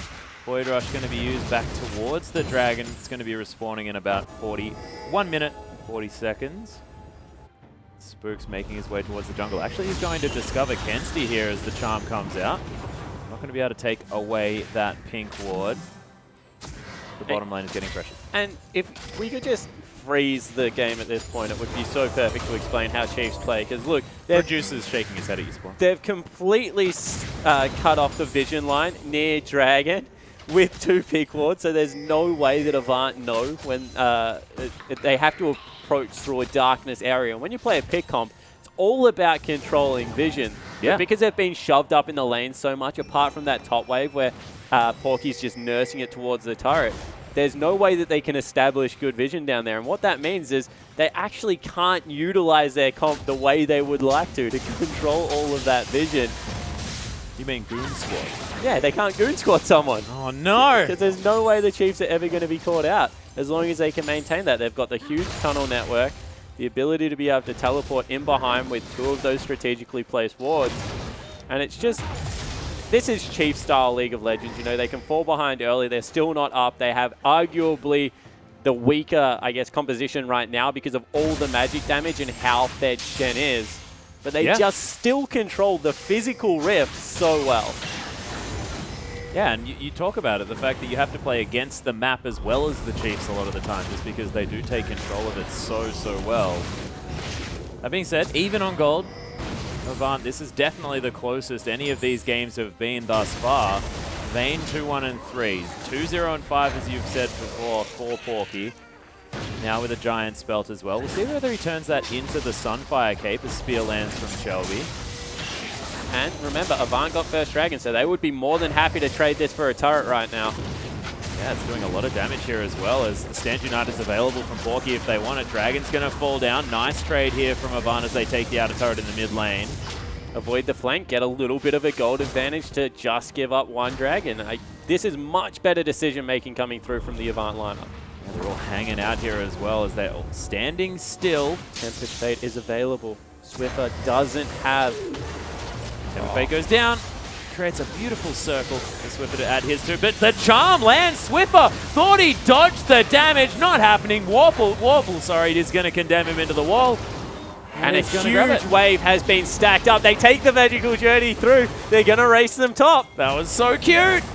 Go through the journey, get towards that top inner turret. They're going to be able to grab 2 for that 1 pick that they managed to pick up. And this is what we've got to talk about. Their comp is so good at killing 1 person, but they get multiple objectives off the back of it. It's doing everything it needs to. Teleport was used from Porky to defend the bottom out inner turret. And AV haven't stopped. Yeah, they're still trying to push in here, take the maximum. They do need to back away because they're getting flanked by Spooks, but in the end, 2 turrets secured. They get the pick they've been looking for. Even trade back the red buff that Destiny put an extra point in his magical journey, I think. He's going so much further than he was before. is not how the skill works. Giving him benefit of the doubt. Another one. Straight through the wall. Get him in. They're okay. And Warble picked up a couple of daggers for himself, probably going towards the Phantom Dancer. Hasn't quite got that zeal just yet. Just going to grab a Grump before he heads back to base. Kenzie almost with a Rabbidan's Death Cap on top of that Luden's Echo as well. Going to be a lot of damage for this Ahri. Able to pick himself up a blue buff, and you see that now we have a little bit of a lull, but this is what Avant need to do. Chiefs controlled the bottom side of the map so well, so they gave up that objective. We can't use our pick potential well enough. What we're going to do, we're going to cheat towards the top side of the map. We know that Porky had control over that area. Yeah. We're pretty sure no one's watered it out. As soon as Ejim goes for it, they pull the trigger, make the call into Swiffer. And you know, they have the benefit with the comp they've put together of missing so much CC, but there's so much involved. Yeah, Stand United here in the mid lane though on top of Warble. Porky's going to finish off Swiffer. Warble has to deal with Swiper now, condemns him back. He's solo. Swiper gets the shutdown onto the vein. Shelby not going to let him escape for free. Nice dodge of the spear there from Swiper. No Cosmic Binding to find the Tree Man as Destiny decides he needs to peel for the rest of his team. Heading up the mid lane now, Destiny looking for a binding. A 1-for-3 trade coming through, and they're not done. Yeah, Spooks is going to get slowed down as well. Radiant trying to turn this one. Kenzie flashes for the charm, doesn't find it. AV, massive man advantage here. The Chiefs, as you said, lost 3 members. Inner turret's going to fall, and Avant, they're translating these picks. And once again, they get the team fight they're looking for. They get the standing gold on the map. Now they're going to be backing away, able to pick up the big side wave. Chiefs are doing a lot of things right this game. They're controlling their sideways. They're making sure they have good vision. But it's just so much hard initiation to deal with right now out of the Avant lineup. Yeah, and they're just... This comp has sort of one thing that it does really well, and they're doing it. Yeah, they just have so many threats. Yeah. The fact that Shelby's just so good at farming constantly and getting himself to the point where he has the money to be an assassin. It's a great way to utilize how Shelby plays so often on Summoner's Rift. And AV, they're just going to sit around and back on a ward. Warble making his way in. Shelby gets caught. Yeah, Dredge Line coming through. Depth Charge is available from Ejim, but not going to use it just yet. Spear lands on top of him. Magical Journey in from Destiny. Oh, Ejim out of the way. Shelby locks down the kill. Spooks very, very big. There's another pounce. Double kill for the kitty lady. And Shelby continues to chase after Warble. He's got the ultimate. Tunnel's going to have to be used from Spooks to get him out of here. Destiny going so quickly. Charm not going to find Swiper, who gets straight on top of the Bard. Shelby has to deal with the Chaos Storm. Flashes out of the way of Swiffer's damage now as well. Not going to get slowed down. Beautiful Charm. Means that Shelby lives another day. And that spear was so close from hitting Swiffer at the end as well. Spooks staying in this, trying to get some deep vision for his team.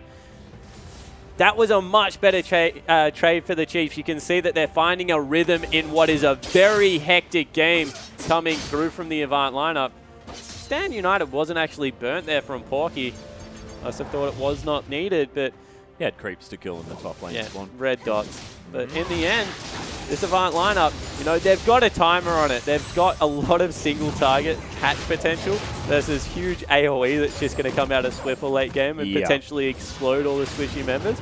But they're using their time right now when they're strong so efficiently. You can see blue pots being picked up. They are going all in on this mid game. Yeah, and they know exactly when they have power. We got a giant spell sitting in the back pocket of Shelby and a needlessly large rod. Not sure what he's building towards. That's going to be Riley's Crystal Scepter. So the Bruiser build coming through, and they start up Baron. Yeah, Warble actually, final hours being blown. They're going all in on this one. Solo vision available around this Baron area. Scrying Orb's going to have to be used, and it was there by Radiant to discover this one out. But AV, are they going to get pushed off it? It's down so incredibly low. Swiffer gets tagged. Oh, tagged by the Tempered Fate. Porky finds his way in. He's looking for Swiffer. Stand United on top of Kenzie. Not going to burn to death now as well. AV still alive in this one. Shelby throwing spears. Primal Surge there as well, keeping him alive. Porky does need to be careful, but they can't touch him. There's the charm onto Radiant. Orbit Deception as well. Magical Journey did get Destiny through that wall. Swiper's going to get taken down. Warble locks down the kill. Swiffer, Death Ray, oh my goodness, does a lot of damage with the ultimate, but it's not enough. Pounce out of the way, two very low Porky's members back. of the Chiefs. There comes Porky, and Shelby locks down the kill. He's running so quickly as this Shen just wanders up to Ejim, who does have Flash available, but he doesn't want to use it, just wants to waste some time, and Shelby godlike on Summoner's Rift right now. And that is the clean ace, I believe, coming through for Avant. And they've got the Baron buff now streaming up mid lane. This is going to be the first time they break the base at 10,000 gold lead right now. And the Chiefs, as we said, it's going to be a curveball if anything catches them off guard. I think we can safely assume they're a little bit caught off guard They are right baffled. now. They are baffled right now. They don't understand what is happening, and it's the fact that Shelby is fighting everyone all the time. You can't predict. Let's take another look at that call. Swiffer gets tagged by Kensti. He starts it up, gets isolated there, and then it is just Shelby time and time again getting the spear, weaving out, getting the reset on that passive. And you know, they make the call to retreat here, and Kensti tags Radiant over the wall with his full combo, and Radiant can't fight anymore. All of a sudden they have to back away, but Shelby is just unrelenting. You're so correct. Time and time again, looking for the flanks. Speaking of looking for picks, Kensti's going to lock down Ejim there. He's going to fall 4-2-7 for the Ahri, who hasn't actually been back yet. He's probably got a lot of gold. Rylays is picked up by Shelby, 9-2-7. What a monster. Another needlessly large rod for an extra 60 AP. Destiny clearing out tunnels. We'll see whether they can break any more of the base. Inhibitor goes down in the mid lane as we saw before. And AV able to take down this one. Tempered Fate used on Spooks there. Destiny being liberal with his usage of the Tempered Fate. Oh, magical journey on top of Swiffer. What are you doing, Destiny? Just getting some cooldowns out of them. Yeah. Well, Warble gets in as well. Okay, Cosmic Binding is going to get Spooks into the wall. Right. Death Ray. Okay, AV, just calm down. Doing well. Not throw it away. But they have set up the siege. They've got double cannon creeps there. Stand United available from Porky as well. No teleport. Hasn't got Balmy Cinder. That's why it's taking him a very long time to push the waves of Shen. Yeah. Tiny little magical journey. I actually like it. As soon as someone goes through a magical journey, they can get cosmically bound and then speared to the head. There's so many opportunities. Yeah, condemned as well. Which should just push them back through the magical journey if you think about it literally. It's a one-way portal. Right. The particles don't go the other direction. Exactly right. Right, got it. That makes a little bit more sense. I was thinking if it's just a tunnel, they should just tumble back through it. Yeah, no, he's not an engineer. He's a cosmic being. Let's just define that right now. He doesn't dig through the wall. I don't want to have a lore argument with you against Spawn. The turret does fall down. Kensti locks that one up, and Porky's managed to finally get this wave to the turret 15 years later, and Shen, the pushing powerhouse he himself, is gets so there. tanky right now. Level 16. They go in on him. Yeah, Death Charge is found here. Look at how much damage he's able to soak here, but the CC's pretty good. Shadow Dash gets him out. Still got 1,000 health for this Chiefs lineup to get through. My goodness, AV all went back to base. Porky somehow still wandering his way to safety. Gets knocked up. Finally, the shutdown comes in for Swiffer. You can see how much it takes to kill this guy right now. And when you have an all-magic damage composition against someone like Shed, who scales so well with resistances because of the shield, it's just going to mean it takes a long time to kill him. I just don't know how AV didn't punish that, though. The fact that all of the Chiefs were chasing Porky, all of them went back to base at exactly the same time. If they had have stayed in that bottom side, they might have even been able to get another inhibitor. Yeah, but they'd based beforehand, so the Chiefs had done the same thing. They'd shopped. It was just that Porky had stayed towards that side of the map. And right now, the Chiefs, Avant once again playing their composition, looking for the pick. Yep. There is the sweeper. Spook's not going to get tagged. And Spook's integral in this lineup right now. Avant are going to be moving through the jungle unseen looking for picks. The Tremor Sense is going to be so necessary for figuring all of that out. They go in for it. Yeah, Magical Journey going to get Destiny out. Of course, could have been used by Swiper to go for some form of flank. They'll be clearing out some minions here as well. Warble going for double lifesteal. Not opting for that last Whisper. Wants to make sure he can keep himself alive in these extended trades. Oh, Swiper gets tagged by the charms. Pretty low, but use of the passive is going to keep him up. There's the flash of the Twisted Advance, knocked into the wall, condemned. Swiffer's going to destroy Kensti, and everyone needs to escape. Magical Journey is going to come down. Shelby not going to fall, but that's the pick for the Chiefs, and they stop all of that pressure. Yeah, and there's creeps hitting their base turrets right now, the Nexus turrets, but they pull the trigger, they get the pick, they're able to blow up Kensti before the Stand United comes through. So they successfully defend both the Nexus turrets and put a little bit more of a halt on this game. You can never count the Chiefs out, and they are battling every step of the way to stay in it. Inhibitor going to respawn. Oh, and that is in fact Banner of Command picked up by Destiny as well. Doesn't want to locket of the Iron Solari. That's a silly item. Let's get a Banner of Command.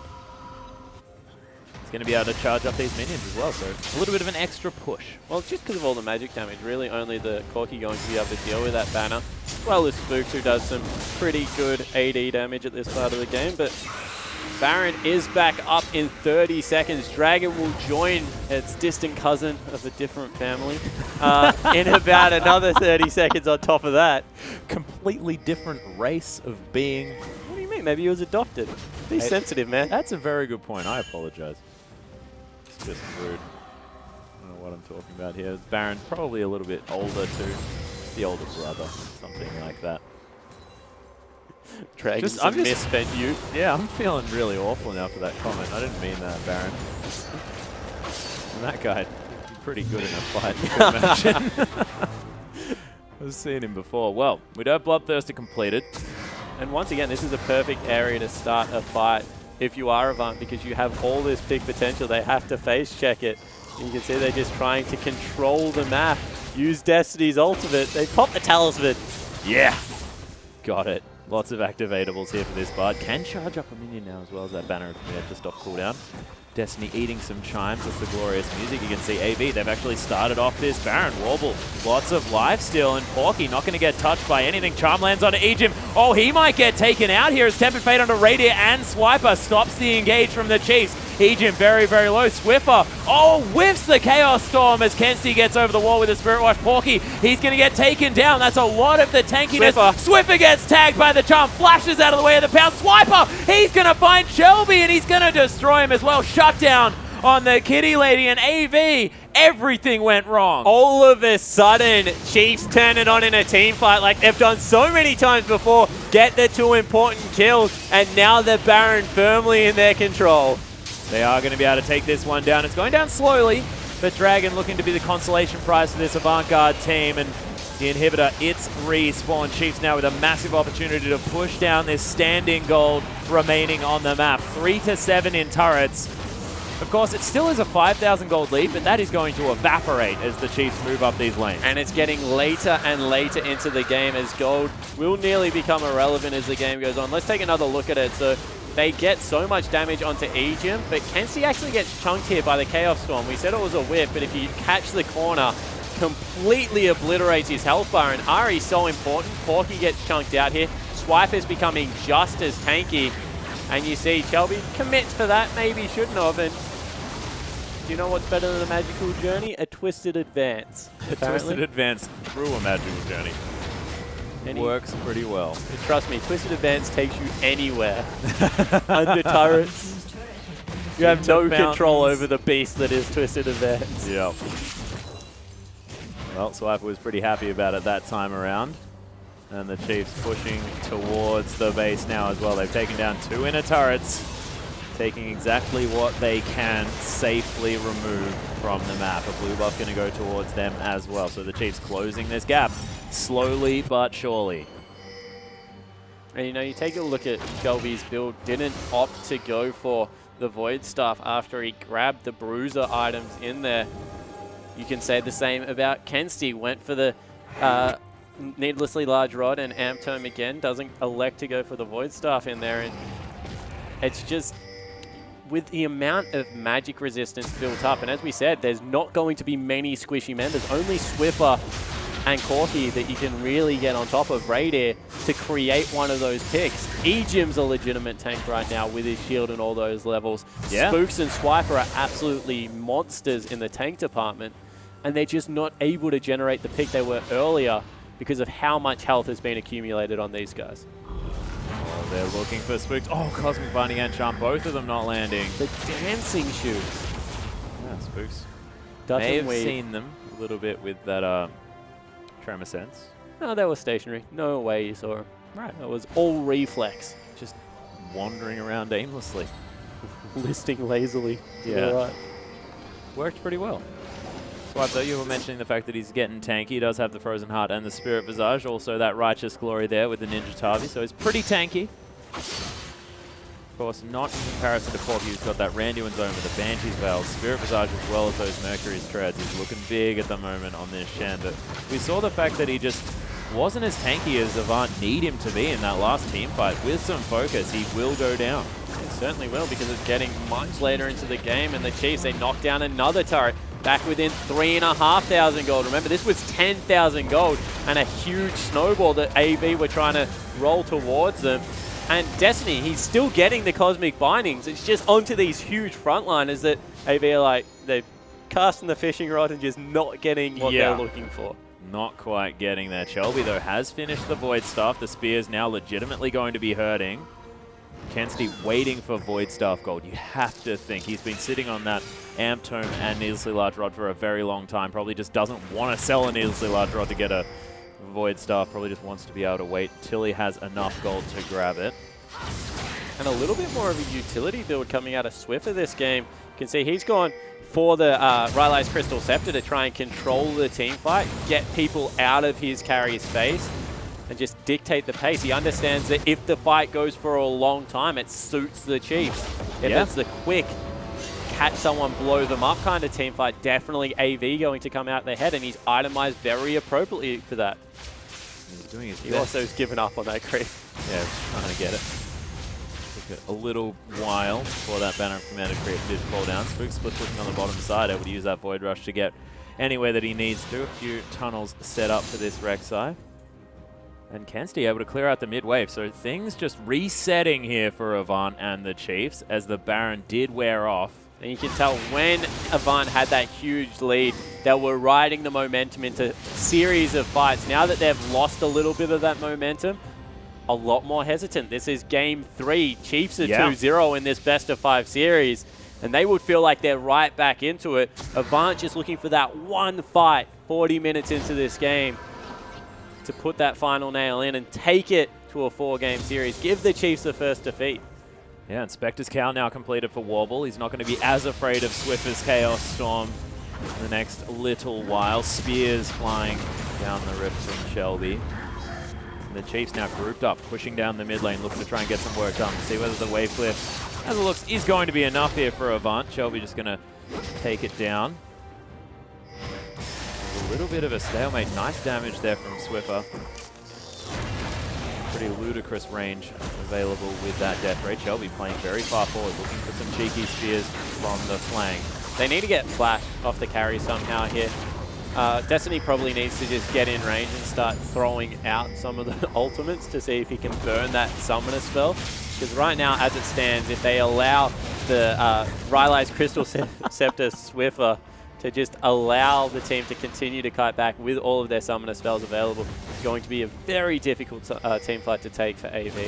Yeah, well, Porky was moving towards the top side of the map. Chiefs looking to get their own push back on. You can see AV were moving towards the Dragon. It's up in 17 seconds. Spooks positioning around it. Chiefs, they don't want to let that one go. Make sure that they can grab that objective, get themselves towards their second, and prevent AV from getting to the 4th Dragon for them. Remember that the mid inhibitor is exposed right now, so the Avant lineup trying to get inside track. Ooh, Radiant. Yep, tagged by a spear. That is a big deal. He needs all the help he can get as Porky's Porky's going to get caught. An interesting word. 3 men caught in the Tempered Fate, though, as Kensti was looking for Radiant down the side. Spooks is being found as well as Swiffer. Oh my goodness, actually Radiant was caught up before, but Shelby goes in. Radiant so incredibly low, but no, not going to happen. Double kill. Kensti and Shelby both taken out. So much damage removed from AV as Destiny trying to escape this, and AV in a shambles after that. And once again, they have a Shen, a legitimate split push threat to be able to force the map. Not using it at all. Destiny going to be caught. That's a big death timer. That'll be Baron. Yep, 53 seconds now, and Chiefs not going to be able to take the... Oh, it's actually up 1 second to go. I apologize there as Porky actually with that Shadow Dash trying to get in amongst it. Flashes out of his own base here as the Chiefs are going to be able to take down this turret. Massive minion wave that they prepared earlier. Inhibitor going to go falling down in the top lane. AV still with a gold lead, might I remind you. Not for long. Chiefs eyes on that Baron. Members are up for AV, so they need to pull the trigger right now if they're going for it. Spook starts it up. Big wave in the bottom lane. Maybe just sack it. Send your Shen towards the bottom turret. Try and double inhibitor them. Might be able to. Not a lot of damage down onto this Baron just yet. Chiefs, they eye off the problem as they're pinging out onto that minion wave. But because they've pulled off, that means that Avant can start it up because they know the Chiefs want to go back. Yeah, they are going to be backing here, of course. Vision available from Avant around the side. Yeah, he's home. They're going to be able to see him there on the bottom side. AV, they are going to be able to pick up the Baron. And Chiefs just let them have it. Chiefs overstay, give up the Baron as punishment for it. So they will be able to pick one up, AV. They're now running towards Dragon as well. That would be number 4. If they grab 4th Dragon and a Baron, that is huge for Avant Garde. But Chiefs, remember, they've been winning these team fights. Brady's back to base. He's finishing up his Infinity Edge. Certainly is. See whether they can chunk it out quick enough. Well, they are going to do a whole lot of damage to it. Look at that Warble ripping through the Dragon. It is going to be taken down. So 4 Dragons to the 1 of the Chiefs. So now Avant able to get a little bit more pressure down onto these turrets and minions as they're heading down the rift. Chiefs only with the extra 6% statistics from the first Dragon.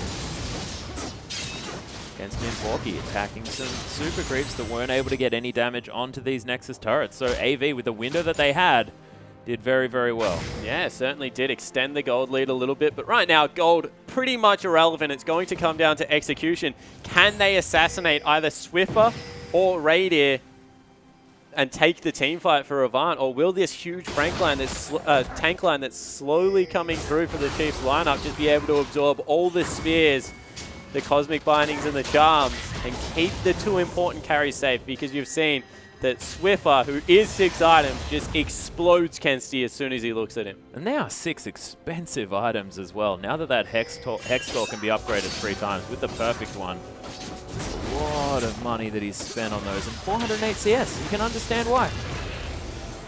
Yeah, so coming through with a huge CS advantage, 5, 5, and 5. Has also played a terrific series. As much as this has been Radier's split for the Chiefs, Swiffer showing that what a fight left in the mid laner, has had an absolute dominating series coming through here. Yeah, and the Chiefs, I mean, often Swiffer will get first blood in a lot of these games. Hasn't been happening this time around. The focus has been away from that mid lane.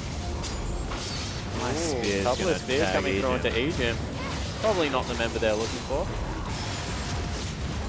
Yeah, laser beams are going to help out, of course, with the Baron. That Banner of Command, pretty useful. Waiting for that to come back up. Once again, they just didn't control the minion waves well enough. Bottom is pushing. Top is already in their base, waiting to knock on the doors. Dawnmail now finished up for Porky, so he's still struggling to shove out these waves. Unless there's no creeps for him left. In which case, those minions going to kill themselves. Not bad. But Chiefs going to take this opportunity. Yeah, they're going to tank up this turret. Spears still flying through, so only able to get a little bit of damage there. Warble making his way back in. Just built an outright Last Whisper. Not bad. Bit more damage available for this Vayne. Still an item slot left for Radier. Need to finish off the Probably a Banshee's defensive Veil. item, yep. Yep. Yeah, Banshee's Veil almost completed by Warble, and we'll see what Radier decides to go with. Might be a Imperial Scimitar. Might want to go for massive damage. Yeah, Merc Scimitar would actually be a really good item here because all he's looking to do is dodge the charm. If the charm doesn't find him, he's probably going to be able to keep himself safe here. Yep. Or even because they're looking for such an extended team fight, just go all in, buy yourself a GA. Probably only going to be 1 team fight left to decide the rest of the series. It's a very good 45 point. minutes in. See whether he's just able to live through that. It's like AV waiting for this inhibitor to respawn. I think they're waiting for 5th Dragon. They just trust their jungler to be able to win that one out. Understandable. Be able to double those stats. Shelby definitely having a good game. Beyond Spooks hit has now burn. picked up a wow of Warmogs. He's not dying soon.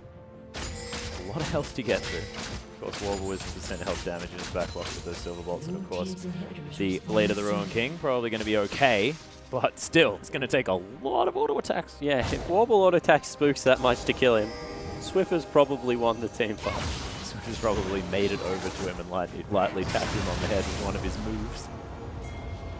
Would make a bit of sense. Riley's Crystal Scepter completed by Kensti to augment his already completed Void Staff from before.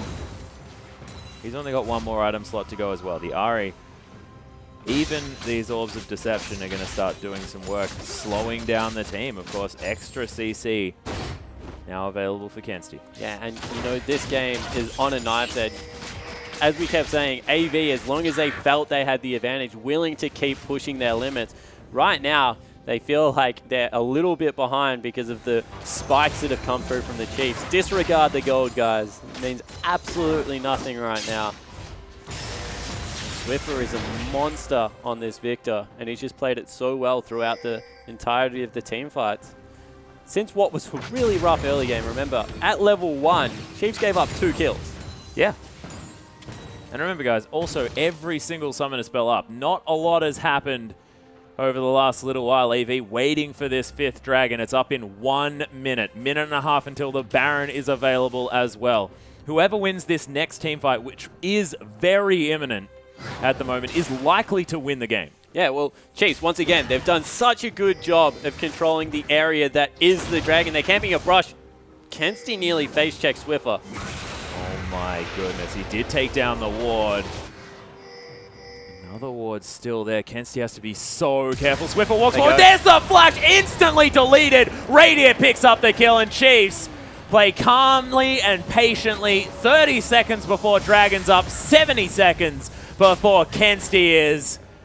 Chiefs now able to move down this mid lane with a whole lot more pressure available to them. 4v5 for over a minute. Yeah, they actually send out the cannon creep to see whether he can stall it. 5th man. Not even he can. And it looks like they will break another part of the base. Yeah, they're looking to get the damage down. Not a whole lot down onto this turret as Warble's able to clear out these minions quite well with some auto attacks. Spears from long range, and half the health now gone on the turret. They do have now an inhibitor to respawn. Kensti, 35 seconds now available on the mid laner. This inhibitor most definitely falling. Spears landing left, right, and center, but Swipe is able to lock down that inhibitor. Wave being pushed out. Warble able to get some shots onto it. Besides, he doesn't want to kill that turret. Forky's going to eat that one up. They're going to send Warble to Dragon. They've actually sent Spooks there first. Whoa. They saw him rush past. Over the top he goes. He's going to get a Prey Seeker there. AV positioning around, but they are a man down right now. And Chief started up. They're going to be able to take a red buff instead. Spear of Destiny. Will pierce the heaven. Or Spear of Kelby. Yeah. Actually, they just give it up. Instead, they're looking to once again go for the Baron. Yeah, looking to grab a Baron here. Of course, they have another opportunity at that 5th dragon in the next little while. Of course, Chiefs a long time to go before they have the opportunity for a 5th dragon. And if we're waiting for that, this game is going to go for an incredibly long time.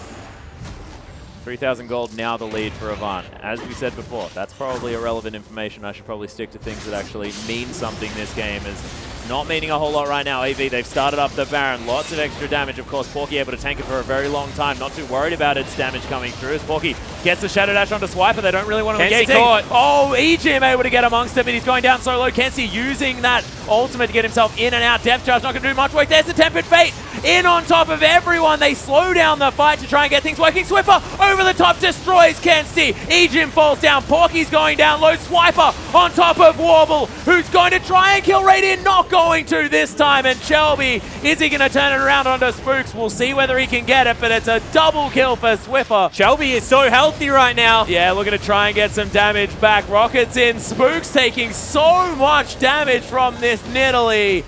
And Swiffer's nowhere to be seen. Shelby takes down Radiant. He's going to be able to get Spooks. The double kill. 4 for 3 in favor of Avant. We said this is all on the back of Shelby, and we meant it. And this jungler is going berserk. 12, 4, and 8. Swiffer going back to base. Shelby needs to be careful, but trying to take out another turret. Shelby will fight Swiffer as well. Swiffer will kill Shelby. Yeah, I understand that that's probably what's going to happen, but Shelby not too scared of it. See? Shut down. And that is going to be Swiffer taking out Shelby. Porky's still alive, though. My goodness. Shelby is not afraid of anything. Shelby's style of League of Legends is just so hard to deal with. Let's take another look at this. Porky starts it all off, but Kensti once again gets caught. And the turning point is actually when Swiffer lands this That's a ultimate. quadrus taunt as well for Porky. Yeah, so Porky gets that, but then Swiffer jumps in over the top. You see, dumps the ultimate down, deletes Kensti, but Warble just keeps attacking Radiant, the little train that could. And what it means is right now, Radiant's way too low to fight Shelby, and takedown does percentage health damage based on what is missing. And there's a lot of health missing right now, as you can see from everyone that hits. And all he needed was that one auto attack. We're back live, guys. Yeah, AV, they were looking for it. Nice scrying orb from Radius, spots them out. Shelby's still dead. Baron is still up. Another 16 seconds. He's got Alacrity enchantment as well. No home guards to get him towards this Baron. It has been started by the Chiefs. Not doing it too quickly, but it is going to be conceded by Avant. Oh my goodness. This game, 52 minutes so far. And you know, even if he loses this game right now, Shelby, he gave us the 5 minutes of Lee Sin. Yeah. This is a Nidalee game for the history books. 12, 5, and 8 at the moment. Lichbane also completed. He sold his Runeglaive, and he's grabbed the Lichbane because he's got so much ability power. Yeah, the additional movement speed coming through there. They're trying to clear out waves. Shelby's back up. Radiant pretty short range. It's pretty hard for him to get towards these turrets. Fair bit of threat available from that Shadow Dash if there is a Corki in range. So AV with 5 members now defending this Baron. You can see Spook's very tanky member right now. Has a lot of health, but these spears hurt. Oh, yeah. Oh, Stark's Fervor completed by Destiny as well. The luxury support items coming in at this point. Kindle Gem for E-Gem as well as Chiefs. They're looking antsy. They look like they want to start something.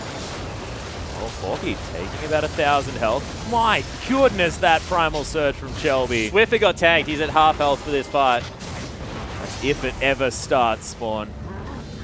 They're trying to protect the cannon minion as they send their own in to do some battle.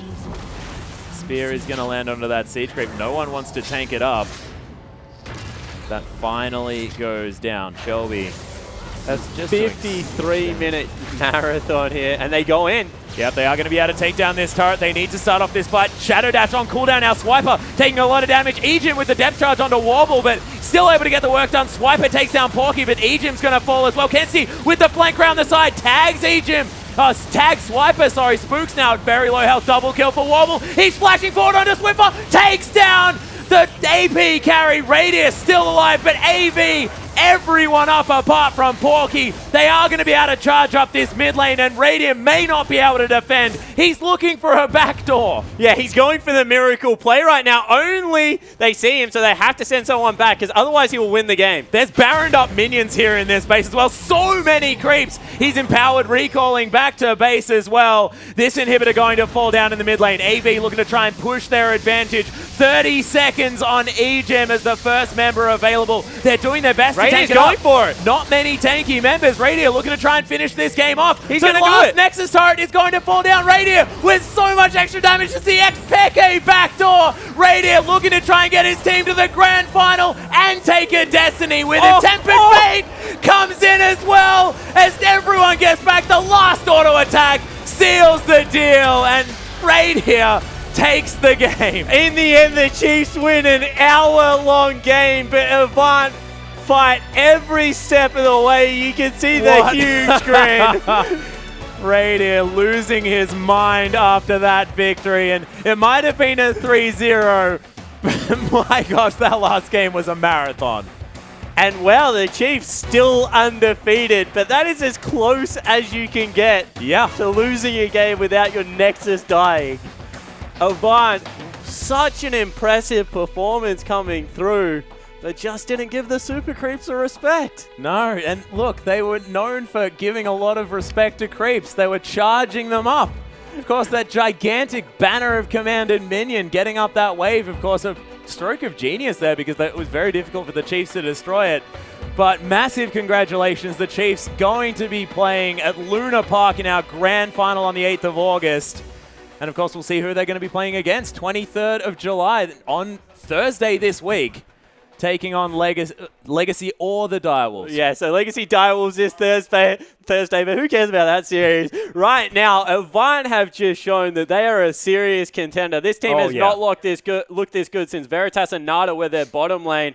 And right now, Warble, Destiny, both young players coming in, had an absolute ripper of a game 3. It was so close, but the Chiefs steal it. Completely down to the wire. And just Shelby. Yeah.